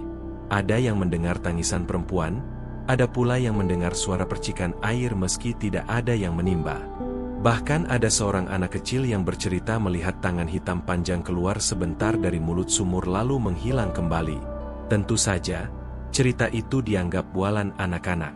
Namun bagi mereka yang pernah mencium bau busuk dari dapur Pak Slamet, semua potongan kejadian itu seperti teka-teki yang saling melengkapi. Rahasia besar itu kini sudah semakin jelas. Sumur tua di halaman belakang rumah Pak Slamet bukanlah sumur biasa. Ia telah menjadi bagian dari sesuatu yang kelam, bagian dari perjanjian yang tidak seharusnya dilakukan manusia. Dan meski di siang hari airnya terlihat jernih, di malam tertentu, sumur itu berubah menjadi lautan merah yang menyimpan bisikan dan jeritan dari sesuatu yang tersembunyi di dasar gelapnya. Pagi itu udara di desa Pemalang terasa lembab setelah semalaman diguyur hujan. Jalanan tanah masih basah, menebarkan aroma khas lumpur yang bercampur dengan wangi dedaunan basah. Warga mulai beraktivitas seperti biasa. Ada yang ke sawah, ada pula yang membuka warung kecil. Di ujung jalan, warung mie ayam Pak Slamet kembali ramai. Antrian sudah tampak sejak matahari baru naik sepenggalah. Orang-orang berdesakan menunggu giliran, meski beberapa di antaranya mengaku perut mereka masih terasa aneh setelah makan di sana kemarin. Di balai desa, Lurah Sastro duduk termenung. Wajahnya yang biasanya ramah kini tampak serius. Di depannya ada segelas kopi hitam yang sudah dingin, tak tersentuh sejak tadi. Beberapa hari terakhir telinganya dipenuhi desas-desus yang makin tak bisa ia abaikan. Ada cerita tentang bau busuk dari rumah Pak Slamet, tentang pembeli yang hilang, bahkan tentang suara aneh dari sumur tua di belakang rumahnya. Sebagai lurah, ia merasa bertanggung jawab menjaga keamanan dan ketentraman warganya. Ia memang mengenal Pak Slamet sejak lama. Dulu seorang pedagang kecil yang sederhana, sering mengeluh susah rezeki. Namun dalam beberapa bulan terakhir, hidupnya berubah drastis. Warung mie ayamnya mendadak terkenal. Bahkan ada orang dari luar desa yang sengaja datang hanya untuk mencicipi. Keajaiban ini seharusnya membuat orang senang. Tapi entah kenapa Lurah Sastro merasa ada yang tidak beres. "Pak Lurah, jenengan kok kelihatan bingung?" tanya Pak RT yang baru masuk ke ruangan balai desa. Lurah Sastro menghela napas. "Aku kepikiran soal warungnya Slamet itu. Banyak cerita yang sampai ke telingaku, dan semakin lama semakin aneh. Aku takut ada sesuatu di balik semua keberhasilannya itu." Pak RT tersenyum kecut. Warga juga banyak yang curiga. "Pak, tapi tidak ada bukti. Lagi pula, siapa yang berani menuduh? Slamet itu sekarang disegani. Orang-orang segan menyinggungnya. Mereka lebih memilih diam, meski ada rasa takut." "Diam itu berbahaya, Pak RT," jawab lurah dengan nada tegas. "Kalau ada hal yang benar-benar mengancam warga, kita tidak bisa hanya berpangku tangan. Aku harus tahu apa yang sebenarnya terjadi." Hari itu, setelah rapat singkat dengan perangkat desa, Lurah Sastro memutuskan untuk menyelidiki secara halus. Ia tidak ingin gegabah menggerebek atau menuduh tanpa bukti. Ia memilih cara yang lebih bijak, mendekati, mengamati, dan mencoba mencari tahu kebenaran dari dekat. Siang menjelang sore, ia memutuskan mampir ke warung mie ayam Pak Slamet. Begitu ia tiba, beberapa warga yang sedang mengantri langsung memberi jalan. Sosok lurah memang selalu dihormati. Pak Slamet yang sedang sibuk di belakang gerobak tersenyum sumringah begitu melihat lurah datang. Wah, kehormatan besar, Pak Lurah mau mampir. Monggo, silakan duduk. Saya buatin yang spesial, sapa Pak Slamet dengan nada ramah. Lurah Sastro membalas senyuman itu, meski dalam hati ia tetap waspada. Terima kasih, Matt. Aku memang penasaran. Katanya mie ayammu sekarang paling enak sekecamatan. Ah, warga saja yang terlalu memuji, jawab Pak Slamet merendah, sambil tangannya lincah meracik mie, menuangkan kuah, dan menaburkan potongan daging ayam yang tampak begitu menggoda. Aroma gurih menyeruak, membuat perut siapapun yang mencium langsung lapar. Mie ayam itu disajikan di hadapan Lurah Sastro. Sepintas tak ada yang aneh. Kuahnya bening kekuningan, potongan ayamnya tampak empuk dan berkilau minyak, ditambah taburan bawang goreng. Dengan hati-hati, Lurah menyuap 1 sendok kuah ke mulutnya. Rasanya memang luar biasa. Gurihnya kuat, seolah ada bumbu rahasia yang membuat lidah ketagihan. Namun, di balik kenikmatan itu, ia merasa ada sesuatu yang aneh. Kuahnya terlalu dalam, terlalu hidup, seperti tidak berasal dari bumbu dapur biasa. Enak sekali, Matt, puji Lurah Sastro dengan senyum tipis. Boleh tahu rahasia bumbunya apa? Pak Slamet tertawa kecil. Ah, rahasia dapur, Pak Lurah. Kalau saya kasih tahu, nanti semua orang bisa bikin mie ayam seenak ini. Jawaban itu terdengar ringan, tapi mata Pak Slamet menatap Lurah dengan tajam, seolah mengirimkan pesan agar tidak bertanya lebih jauh. Lurah Sastro tidak menunjukkan kegelisahan. Ia hanya makan dengan tenang, sambil memperhatikan sekeliling. Ia melihat sosok lelaki berpakaian hitam duduk di pojok warung, menatap tajam ke arah mereka berdua. Lelaki itu tidak memesan apa-apa, hanya diam dengan wajah datar. Suasana seolah membeku setiap kali tatapannya bersinggungan dengan mata Lurah. Setelah selesai makan, Lurah Sastro berpamitan. Mie ayamnya memang luar biasa, Matt. Aku senang kalau warga bisa sukses begini. Tapi ingat, jangan sampai ada yang aneh-aneh. Kalau ada masalah, lebih baik cerita ke saya langsung. Jangan sampai warga resah. Pak Slamet tersenyum, tapi senyuman itu terasa kaku. Tenang, Pak Lurah. Semua baik-baik saja. Doakan saja usaha saya lancar. Namun dalam hati, Lurah Sastro tahu, tidak ada yang baik-baik saja. Malam itu, ia tidak bisa tidur. Bayangan sumur tua di belakang rumah Pak Slamet, yang sempat ia dengar dari desas-desus warga, terus menghantui pikirannya. Ia merasa harus memastikan sendiri apakah benar ada sesuatu di sana. Tapi ia juga tahu, kalau nekat, risikonya besar. Beberapa hari kemudian, ia mengutus seorang perangkat desa untuk memperhatikan aktivitas Pak Slamet diam-diam. Mereka melaporkan hal aneh. Pak Slamet sering keluar tengah malam, berjalan menuju halaman belakang rumah, lalu menghilang beberapa saat sebelum kembali dengan wajah pucat. Kabar itu semakin menguatkan firasat Lurah bahwa ada rahasia besar yang disembunyikan. Namun, tanpa bukti nyata, ia tidak bisa bertindak terbuka. Ia harus menunggu saat yang tepat. Sementara itu, warga semakin resah. Seorang ibu mengaku anaknya bermimpi buruk setelah makan di warung. Mimpi dikejar sosok hitam besar yang menyeramkan. Seorang pemuda lain jatuh sakit tanpa sebab jelas. Tubuhnya lemas meski dokter bilang ia sehat. Semua cerita itu bermuara ke satu tempat, warung mie ayam Pak Slamet. Lurah Sastro kini berdiri di persimpangan yang sulit. Jika ia terus diam, warga bisa menjadi korban berikutnya. Tapi jika ia bertindak tanpa bukti, ia bisa dituduh mencemarkan nama baik salah satu warganya. Di teras rumahnya, di bawah temaram lampu minyak, ia berbisik pada dirinya sendiri. Aku harus tahu apa isi sumur itu. Aku harus tahu, sebelum semuanya terlambat. Dan di kejauhan, Dari arah warung mie ayam yang sudah sepi, terdengar suara samar, seperti bisikan dari sumur tua, yang entah bagaimana, sampai ke telinganya malam itu. Malam itu langit Pemalang tampak muram. Awan kelabu menggantung berat, angin bertiup pelan, membawa bau tanah basah yang tersisa dari hujan sore tadi. Di beberapa rumah warga, lampu minyak sudah padam lebih awal, hanya menyisakan cahaya redup dari obor di sudut teras. Desa itu biasanya tenang, tapi akhir-akhir ini suasananya berubah. Ada kecemasan yang tidak bisa dijelaskan, terutama setiap kali pembicaraan mengarah pada warung mie ayam Pak Slamet. Warung itu memang tidak pernah sepi. Sejak pagi hingga malam, selalu ada pembeli yang datang. Ada yang dari desa tetangga, ada pula yang sengaja menempuh perjalanan jauh hanya untuk mencicipi.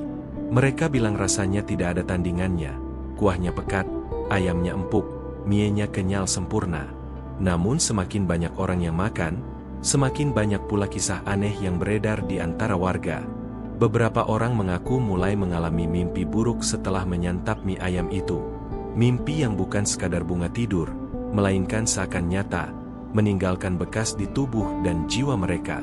Salah satu di antaranya adalah Wanto, seorang pemuda yang baru 2 kali makan di warung Pak Slamet. Malam pertama setelah makan, ia bermimpi dikejar sosok hitam besar, matanya merah menyala, tubuhnya berbau amis, dan suaranya bergema seperti dari dalam sumur. Ia berlari tanpa arah, kakinya tersangkut di tanah becek, tapi sosok itu semakin dekat, hingga nafasnya nyaris habis. Saat terbangun, keringat dingin membasahi seluruh tubuhnya. Ia mengira hanya mimpi biasa. Namun, malam berikutnya mimpi itu datang lagi.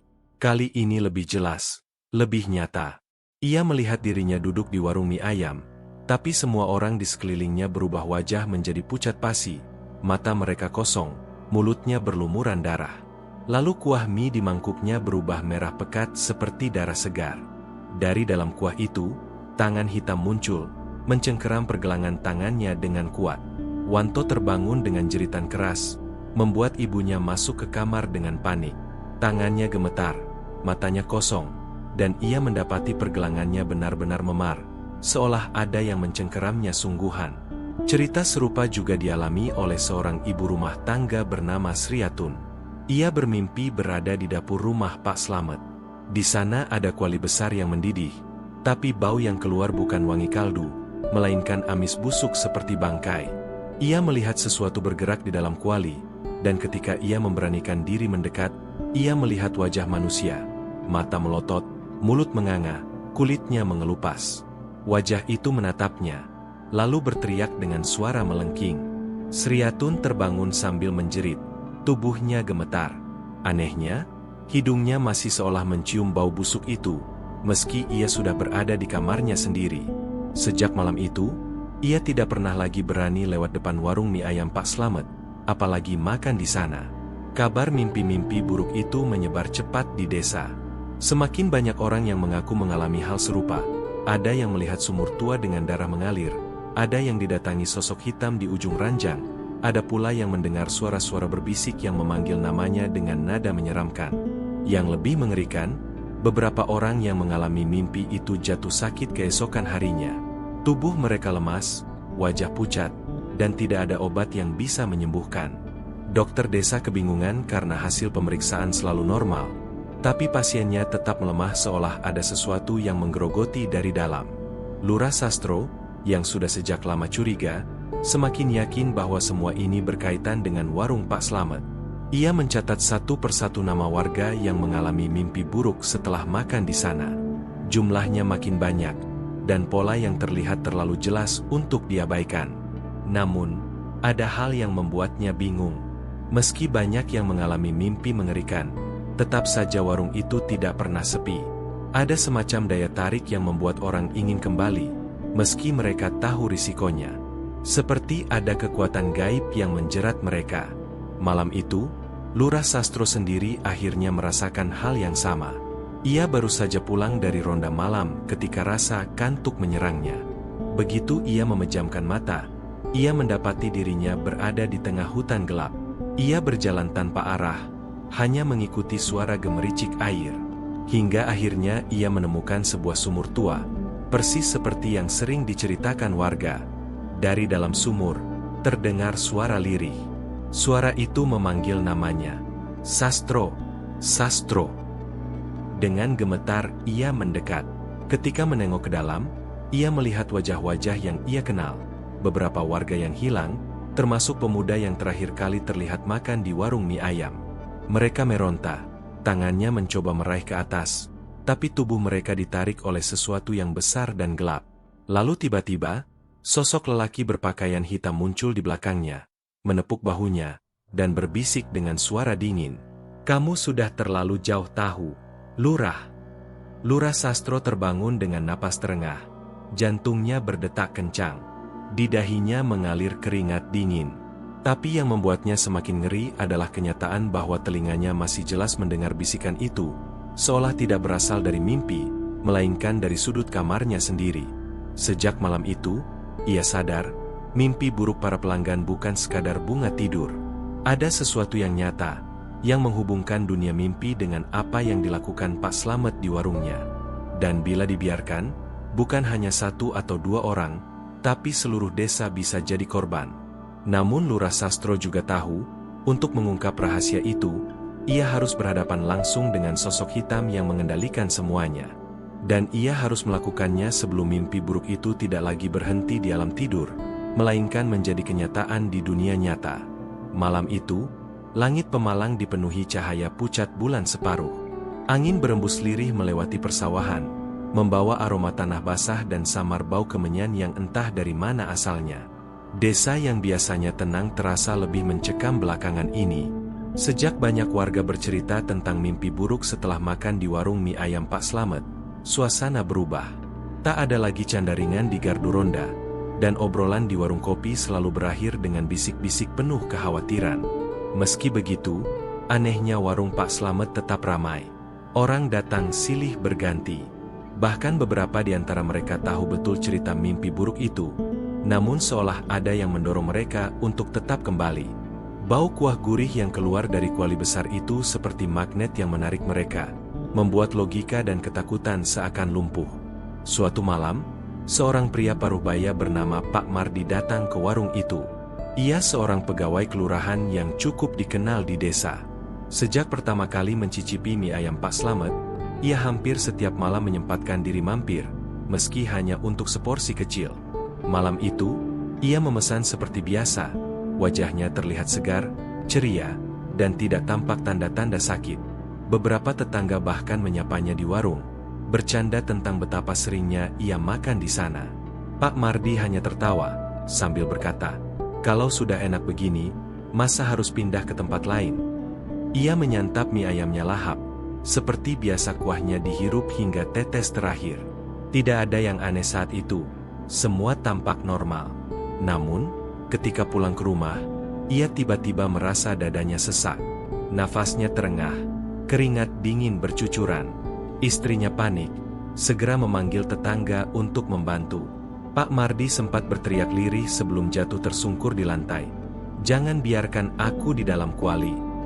Semua yang ada di ruangan terdiam, tak mengerti maksud kata-kata itu. Dokter desa datang dengan cepat setelah dipanggil, namun hanya bisa menggelengkan kepala. Menurut pemeriksaannya, Pak Mardi meninggal akibat serangan jantung mendadak. "Penyakit tua," katanya singkat, mencoba menenangkan keluarga. Namun, kejanggalan muncul dari cerita istrinya. Ia bersumpah melihat sesuatu di detik-detik terakhir suaminya meregang nyawa. Tepat saat napas Pak Mardi terhenti, ia melihat bayangan hitam berdiri di sudut ruangan. Matanya merah menyala, menatap tajam seolah sedang menunggu. Bayangan itu lenyap begitu saja saat orang-orang masuk ke kamar. Cerita itu menyebar cepat. Warga makin resah. Mereka mulai mengaitkan kematian Pak Mardi dengan kebiasaannya makan di warung mie ayam Pak Slamet. Beberapa orang yang hadir saat tahlilan juga merasakan kejanggalan. Saat doa berlangsung, terdengar suara lirih seperti erangan keluar dari arah dapur rumah duka. Ketika diperiksa, tidak ada seorang pun di sana, hanya panci kosong di atas tungku. Namun beberapa orang mengaku masih jelas mendengar suara mendidih, seperti kuah direbus.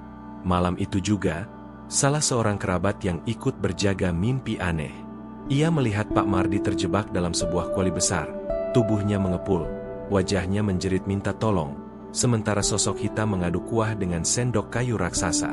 Ia terbangun dengan tubuh gemetar dan tidak berani lagi tidur sampai pagi. Kematian Pak Mardi menjadi bahan perbincangan seluruh desa. Banyak yang mulai takut, tapi ada juga yang membela Pak Slamet. Mereka berkata, "Mana mungkin warung mie ayam bisa bikin orang mati? Itu kebetulan saja." Namun jumlah orang yang mengalami mimpi buruk semakin bertambah, dan kisah bayangan hitam di sekitar rumah orang yang sering makan di warung itu makin sering terdengar. Lurah Sastro merasa ini sudah di luar batas. Ia mendatangi keluarga Pak Mardi untuk menenangkan mereka, sekaligus mencari tahu lebih banyak. Dari obrolan panjang, ia mendapat kepastian bahwa Pak Mardi memang tidak pernah sakit sebelumnya. Bahkan sehari sebelum meninggal, ia masih bekerja dan bercanda dengan rekan-rekannya. Hanya satu hal yang mencolok, kebiasaannya makan di warung mie ayam Pak Slamet hampir setiap malam. Malam berikutnya, Lurah Sastro bermimpi aneh lagi. Ia melihat Pak Mardi duduk di kursi panjang di depan warung mie ayam. Wajahnya pucat, matanya kosong, dan tangannya menggenggam mangkuk berisi mie ayam. Kuahnya bukan lagi bening, melainkan merah darah. Ia menatap Lurah Sastro tanpa ekspresi, lalu perlahan bibirnya bergerak, berbisik, "Selamatkan mereka sebelum terlambat." Seketika dari belakang warung muncul sosok lelaki berpakaian hitam, berdiri dengan wajah samar. Ia menepuk bahu Pak Mardi, dan tubuh pria itu langsung ambruk ke tanah, menghilang dalam genangan kuah merah. Lurah Sastro terbangun dengan tubuh dingin, napas tersengal. Ia merasa pesan itu bukan sekadar mimpi, melainkan peringatan. Ada yang harus ia lakukan. Di sisi lain, Pak Slamet tetap tenang. Ia tetap membuka warung seperti biasa, melayani pembeli dengan senyum ramah, seolah tidak ada yang terjadi.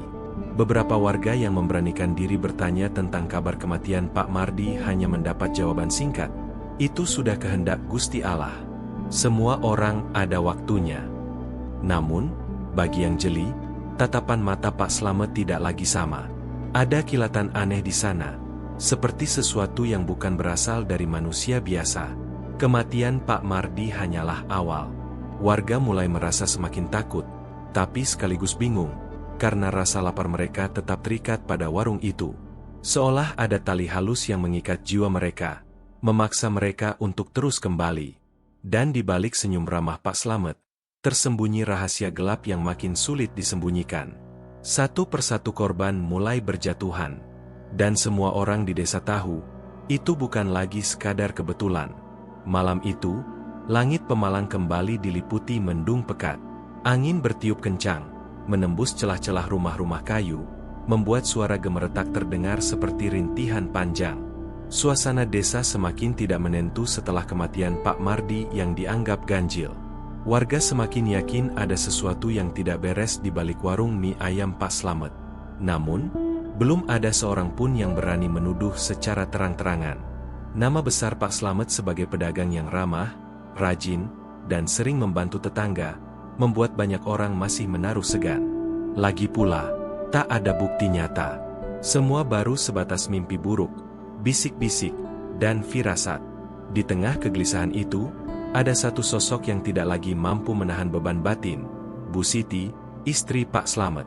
Bu Siti sebenarnya sudah lama curiga dengan perubahan suaminya. Sejak warung mie ayam mereka mendadak ramai, sikap Pak Slamet menjadi semakin aneh. Ia sering pulang larut malam, kadang dengan pakaian basah kuyup seperti baru keluar dari sungai atau sumur. Kadang ia membawa bungkusan misterius yang tidak pernah diperlihatkan isinya. Bu Siti juga sering mendengar suara-suara aneh dari dapur tengah malam. Pernah suatu kali, ketika ia nekat mengintip ke kuali besar tempat kuah mie ayam dimasak, jantungnya hampir berhenti berdetak. Dari dalam kuah yang mendidih, ia mendengar suara tangisan lirih. Tangisan yang jelas sekali terdengar seperti suara manusia. Saat itu, Pak Slamet tiba-tiba muncul dari belakang, wajahnya pucat tegang. Dengan nada marah bercampur panik, ia langsung menutup kuali itu dan berkata, "Jangan pernah ikut campur, Siti. Ini semua demi masa depan kita. Kalau kau sayang anak-anak, diamlah." Sejak saat itu, Bu Siti menutup mulut rapat-rapat. Ia menahan ketakutan seorang diri, hanya bisa berdoa dalam hati. Namun kematian Pak Mardi membuat hatinya semakin tidak tenang. Apalagi setelah malam tahlilan, ia bermimpi didatangi sosok perempuan asing berwajah pucat yang berbisik lirih. Kalau kau diam terus, lebih banyak nyawa yang akan melayang. Mimpi itu datang berulang kali, membuat Bu Siti semakin yakin bahwa ia harus melakukan sesuatu. Suatu malam, ketika desa diliputi sepi, Bu Siti mendatangi tetangga dekat, Mbok Yem. Dengan wajah pucat dan suara bergetar, ia menceritakan apa yang selama ini ia pendam. Aku sudah tidak kuat, Mbok, katanya lirih. Selamat suamiku, dia sudah tidak seperti dulu lagi. Aku yakin ada yang salah dengan usaha mie ayam itu. Mbok Yem, yang dikenal sebagai orang tua bijak di kampung, mendengarkan dengan tenang meski hatinya bergemuruh. Bu Siti kemudian mulai membuka semua rahasia, tentang suara tangisan dari Kuali, tentang suaminya yang memberi sesajen ke dalam kuah, dan tentang ritual aneh di sumur belakang rumah. Beberapa kali aku lihat sendiri, Bu Siti melanjutkan dengan suara serak. Dia menurunkan sesuatu ke dalam sumur itu. Bukan ayam, bukan kambing. Aku takut sekali, Mbok. Aku takut itu manusia. Mbok Yem terperangah. Tangannya gemetar memegangi lutut. Astagfirullah. Jadi benar dugaan orang-orang. Ya Allah, Siti, kenapa kau baru cerita sekarang? Aku takut, Mbok. Slamet selalu mengancam. Katanya kalau aku buka mulut, bukan cuma aku, tapi anak-anak juga akan ikut jadi korban. Air mata Bu Siti jatuh deras. Ia seperti melepaskan beban berat yang menyesakkan dada. Kabar pengakuan Bu Siti akhirnya menyebar ke beberapa tetangga lain. Mula-mula mereka hanya berbisik di balik pintu, namun semakin malam, semakin banyak orang yang mendengar.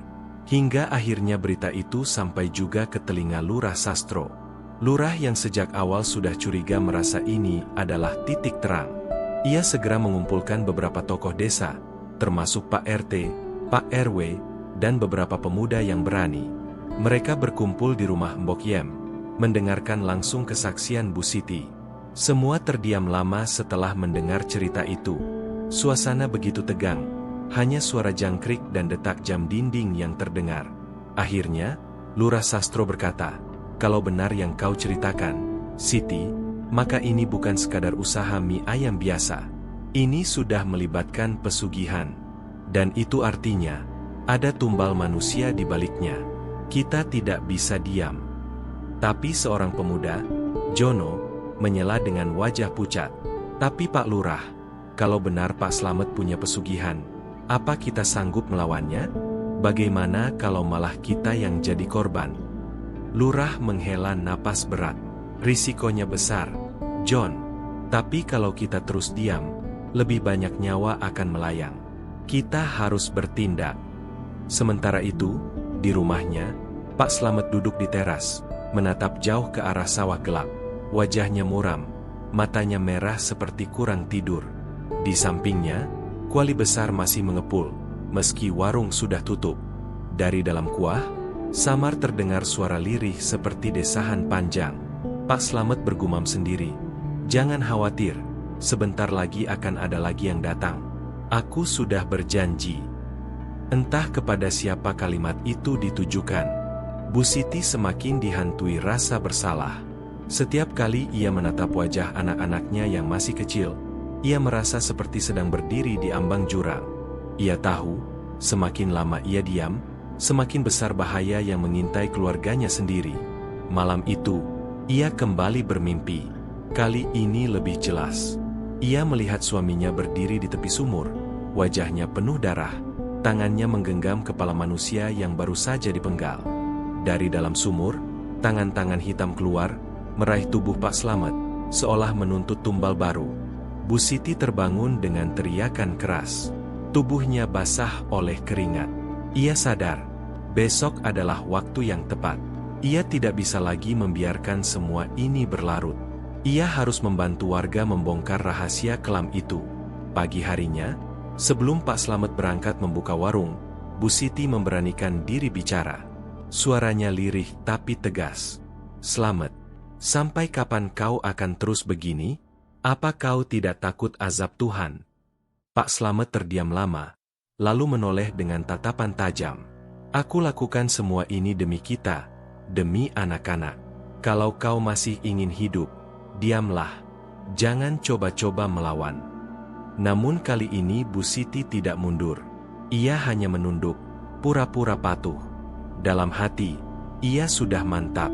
Ia akan membantu warga mengungkap semuanya, meski nyawanya sendiri jadi taruhannya. Hari itu, desas-desus tentang pengakuan Bu Siti makin menyebar. Semakin banyak warga yang percaya.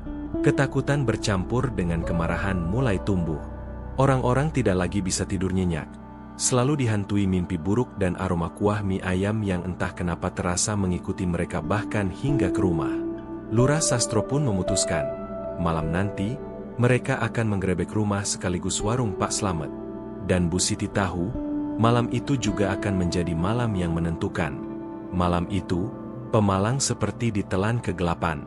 Awan tebal menutupi cahaya bulan, meninggalkan desa dalam gulita yang pekat. Angin berdesir kencang, membawa aroma anyir yang samar-samar tercium dari arah warung mie ayam Pak Slamet. Suasana mencekam terasa di setiap sudut jalan, membuat para warga yang berkumpul di rumah Lurah Sastro saling pandang dengan wajah tegang. Rencana sudah diputuskan. Malam ini, mereka akan menggerebek rumah dan warung Pak Slamet. Terlalu banyak korban jatuh, terlalu banyak kejanggalan yang dibiarkan. Dan dengan pengakuan Bu Siti, semua misteri kini mulai menemukan titik terang. Namun, tidak ada yang benar-benar siap menghadapi apa yang menunggu di balik dinding bambu rumah sederhana itu. Sekitar 20 orang warga, terdiri dari para pemuda kampung, tokoh desa, dan dipimpin langsung oleh Lurah Sastro, berjalan pelan-pelan menuju rumah Pak Slamet. Di antara mereka, ada Bu Siti yang menunduk, wajahnya pucat pasi, tangannya bergetar, menggenggam erat selendang lusuh. "Siti, kau yakin mau ikut?" bisik Mbok Yem yang berada di sampingnya. Bu Siti hanya mengangguk pelan. "Aku harus melihat dengan mata kepalaku sendiri, Embok. Aku tidak bisa lari lagi. Kalau aku diam, aku yang akan dihantui seumur hidup." Langkah mereka berhenti di depan halaman rumah Pak Slamet. Lampu warung masih menyala redup, meski pintu sudah tertutup rapat. Dari dalam, terdengar bunyi berdegup seperti jantung yang dipaksa berdetak keras. Jono, pemuda yang paling berani, mendekat dengan membawa pentungan kayu. Ia menempelkan telinganya ke pintu. Sesaat kemudian, ia terhuyung mundur. "Astaga, kalian dengar itu?" Semua terdiam, mencoba mendengar. Dari dalam warung, samar terdengar suara erangan, bercampur dengan suara seperti air mendidih. Tapi erangan itu jelas bukan suara ayam atau hewan lain. Itu suara manusia, tercekik, tersiksa. Beberapa warga bergidik, ada yang langsung membaca doa dalam hati. "Sudah, jangan tunggu lagi," tegas Lurah Sastro. "Kita dobrak sekarang." Dengan teriakan serentak, para pemuda mendobrak pintu warung.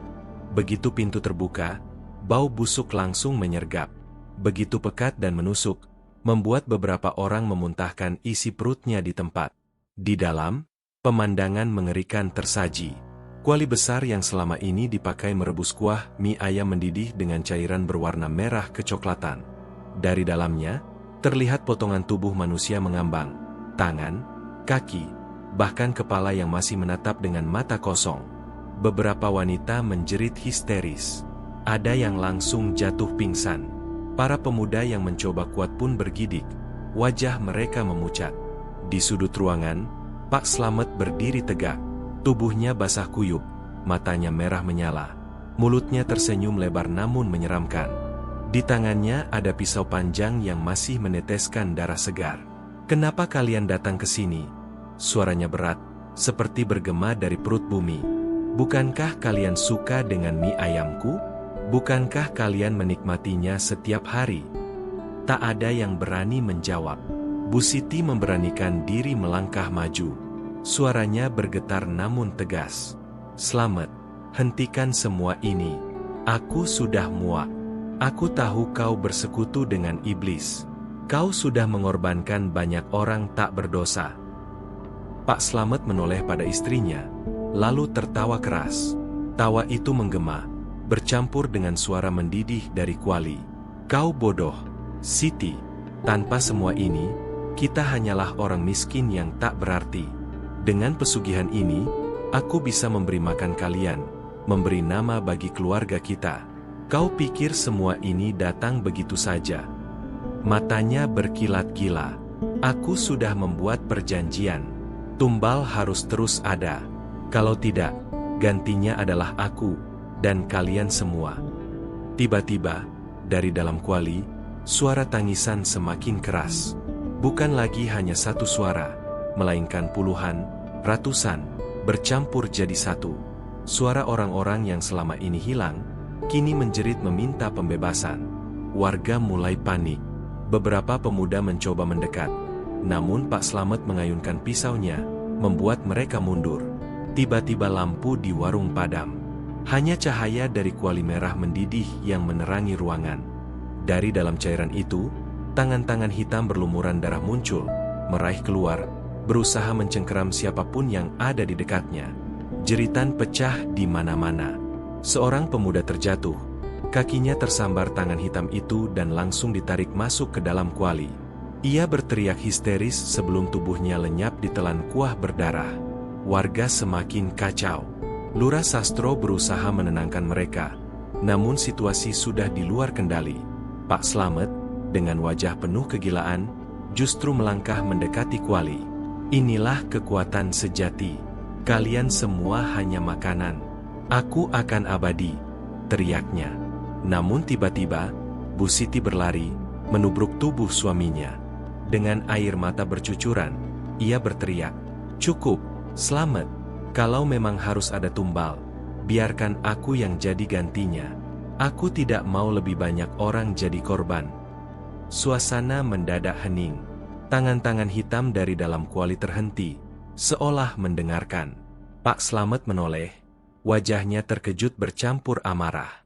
"Jangan gila, Siti. Kau istriku, kau tidak boleh." Namun sebelum ia sempat melanjutkan, suara dari dalam kuali menggema, berat dan menyeramkan. Perjanjian harus ditepati, tumbal harus dibayar. Tangan hitam itu meraih tubuh Pak Slamet, menyeretnya dengan paksa. Ia berteriak, mengayunkan pisaunya ke segala arah. Namun kekuatan itu terlalu kuat. Dalam sekejap, tubuhnya tercampak ke dalam kuali mendidih. Jeritan terakhirnya terdengar mengguncang seluruh ruangan, lalu lenyap. Kuali berguncang hebat, suara tangisan berubah menjadi raungan panjang. Cairan merah memercik kemana-mana, membuat warga ketakutan berhamburan keluar warung. Dalam hitungan menit, warung itu runtuh dengan sendirinya. Atapnya ambruk, dindingnya roboh, dan kuali besar itu pecah berkeping-keping, menyemburkan cairan hitam pekat yang kemudian meresap ke tanah. Ketika semuanya berakhir, hanya keheningan yang tersisa. Warung mie ayam Pak Slamet tinggal puing-puing. Bu Siti terduduk di tanah, menangis histeris. Ia kehilangan suami, namun dalam hatinya ia tahu, semua ini sudah seharusnya berakhir. Warga desa masih terguncang. Beberapa bahkan memutuskan untuk pergi meninggalkan desa karena takut kutukan itu akan kembali.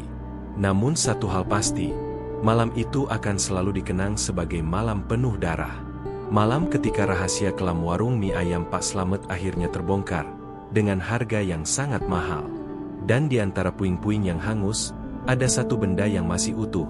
Papan kayu bertuliskan, "Mie ayam Pak Slamet." Papan itu tergeletak, seolah masih menunggu pembeli berikutnya.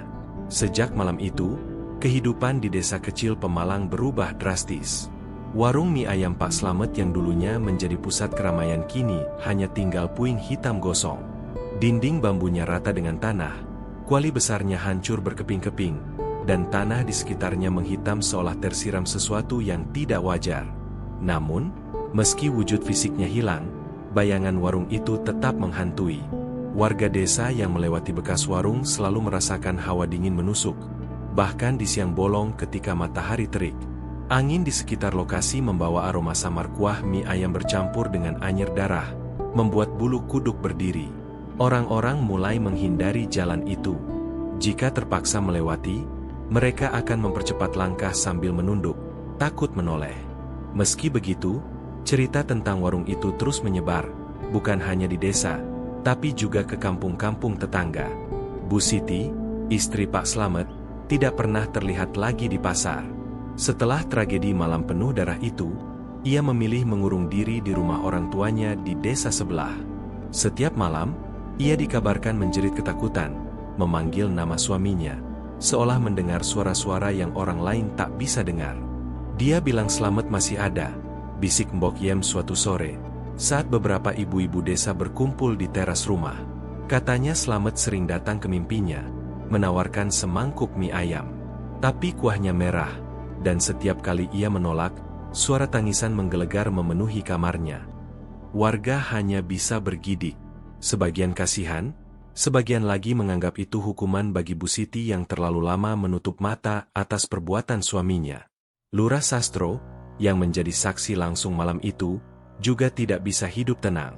Meski ia dikenal sebagai lelaki tegas, sejak peristiwa itu wajahnya selalu muram. Ia mengaku sering mendengar suara-suara aneh di telinganya ketika hendak tidur, suara erangan dari dalam kuali, suara Pak Slamet yang tertawa, dan jeritan para korban yang seolah belum terbebaskan. Bahkan beberapa kali ia bermimpi makan di warung mie ayam itu lagi, dengan suasana sama persis seperti dulu, warung bambu sederhana, lampu minyak temaram, aroma kuah gurih yang menggoda. Tapi ketika ia menoleh ke dalam mangkuk, yang dilihatnya bukanlah daging ayam suwir, melainkan potongan jari manusia. Mimpi itu datang berulang, hingga membuat tubuh Lurah Sastro semakin kurus. Ia bahkan mulai enggan keluar rumah setelah matahari terbenam. Meski warga berusaha melupakan, sesuatu yang ganjil mulai terjadi beberapa minggu kemudian. Orang-orang yang melewati bekas warung di malam hari sering mengaku melihat lampu remang menyala di sana. Padahal, jelas-jelas bangunan warung itu sudah rata dengan tanah. Lebih aneh lagi, beberapa pengendara yang pulang larut malam mengaku mencium aroma mie ayam yang begitu kuat, seolah baru saja disajikan. Waktu itu aku pulang dari sawah malam-malam, cerita Jono, pemuda yang dulu ikut menggerebek. Aku lihat ada cahaya lampu minyak di situ. Ku dengar suara orang mengobrol, mangkuk berdenting. Bahkan ada suara Pak Slamet menawarkan, "Silakan, silakan, masih hangat, Mas." Aku langsung lari terbirit-birit. Sampai sekarang bulu kuduku meremang kalau ingat. Cerita Jono bukan satu-satunya. Semakin banyak warga yang mengalami hal serupa. Ada yang mendengar, ada yang mencium aroma, bahkan ada yang mengaku melihat wujud Pak Slamet sendiri berdiri di depan gerobak, lengkap dengan seragam khas tukang mie ayam dan senyumnya yang ramah. Awalnya, orang-orang menganggap itu hanya halusinasi atau ketakutan yang terbawa dari cerita lama. Tapi semuanya berubah ketika seorang pedagang dari luar desa benar-benar menghilang. Ia adalah seorang sopir truk sayur yang kebetulan lewat tengah malam. Menurut cerita istrinya, ia sempat menelepon sebelum menghilang, mengatakan bahwa ia lapar dan berhenti sebentar untuk makan di sebuah warung mie ayam di pinggir jalan Pemalang. Setelah itu, ia tidak pernah kembali. Polisi sempat melakukan pencarian, tapi tidak ditemukan jejak. Truknya terparkir tak jauh dari lokasi bekas warung Pak Slamet. Di kursi penumpang hanya ada sebuah mangkuk kosong yang masih basah oleh kuah berwarna kecoklatan, dengan aroma gurih yang menusuk. Sejak kejadian itu, warga desa semakin yakin, warung mie ayam itu tidak pernah benar-benar hilang. Ia masih ada, hanya saja sudah menjadi bagian dari dunia lain. Cerita pun menyebar semakin luas. Orang-orang dari luar desa mulai berdatangan, sekadar ingin membuktikan keberadaan warung gaib itu. Sebagian pulang dengan wajah pucat, mengaku melihatnya sekilas. Sebagian lagi tidak pernah pulang sama sekali. Meski begitu, anehnya, ada pula yang mengaku berhasil makan di sana. Mereka menceritakan pengalaman yang sama. Mie ayamnya luar biasa enak, jauh lebih lezat dari mie ayam manapun. Tapi setelah suapan terakhir, mereka melihat ada sesuatu yang mengerikan di mangkuk mereka. Potongan kuku, gigi, atau bahkan mata yang melotot. Orang-orang seperti itu biasanya jatuh sakit parah beberapa hari kemudian. Ada yang meninggal dengan tubuh menghitam, ada yang hilang ingatan, ada pula yang setiap malam berteriak-teriak karena merasa dikejar bayangan hitam. Desa akhirnya ditinggalkan banyak warganya. Yang tersisa hanyalah orang-orang tua yang tak punya pilihan. Rumah-rumah jadi kosong, jalanan sepi, dan suasana desa kian menyeramkan. Namun di antara keheningan itu, satu hal tetap sama. Setiap malam, aroma mie ayam yang gurih bercampur anyir darah masih tercium di udara. Kadang terdengar suara denting mangkuk, kadang terdengar langkah-langkah pembeli yang entah dari mana datangnya. Warung itu, meski sudah tidak ada, seolah tetap berdiri kokoh di alam yang berbeda. Selalu ada pembeli, selalu ada yang tersesat. Warung itu tidak pernah benar-benar sepi. Hingga kini, jalan itu masih dikenal oleh orang-orang Pemalang sebagai Jalan Angker. Mereka menyebutnya, Jalan Mie Ayam Berdarah. Beberapa orang yang nekat mencoba lewat tengah malam kadang bersumpah melihat papan kayu tua dengan tulisan samar. Mie ayam Pak Slamet selalu hangat, selalu ramai. Dan siapapun yang tergoda untuk mampir, tidak pernah benar-benar kembali. Warung itu tetap hidup, di antara dunia yang kasat mata dan dunia yang kelam. Ia menunggu, terus menunggu, karena warung mie ayam Pak Slamet adalah warung yang tak pernah sepi.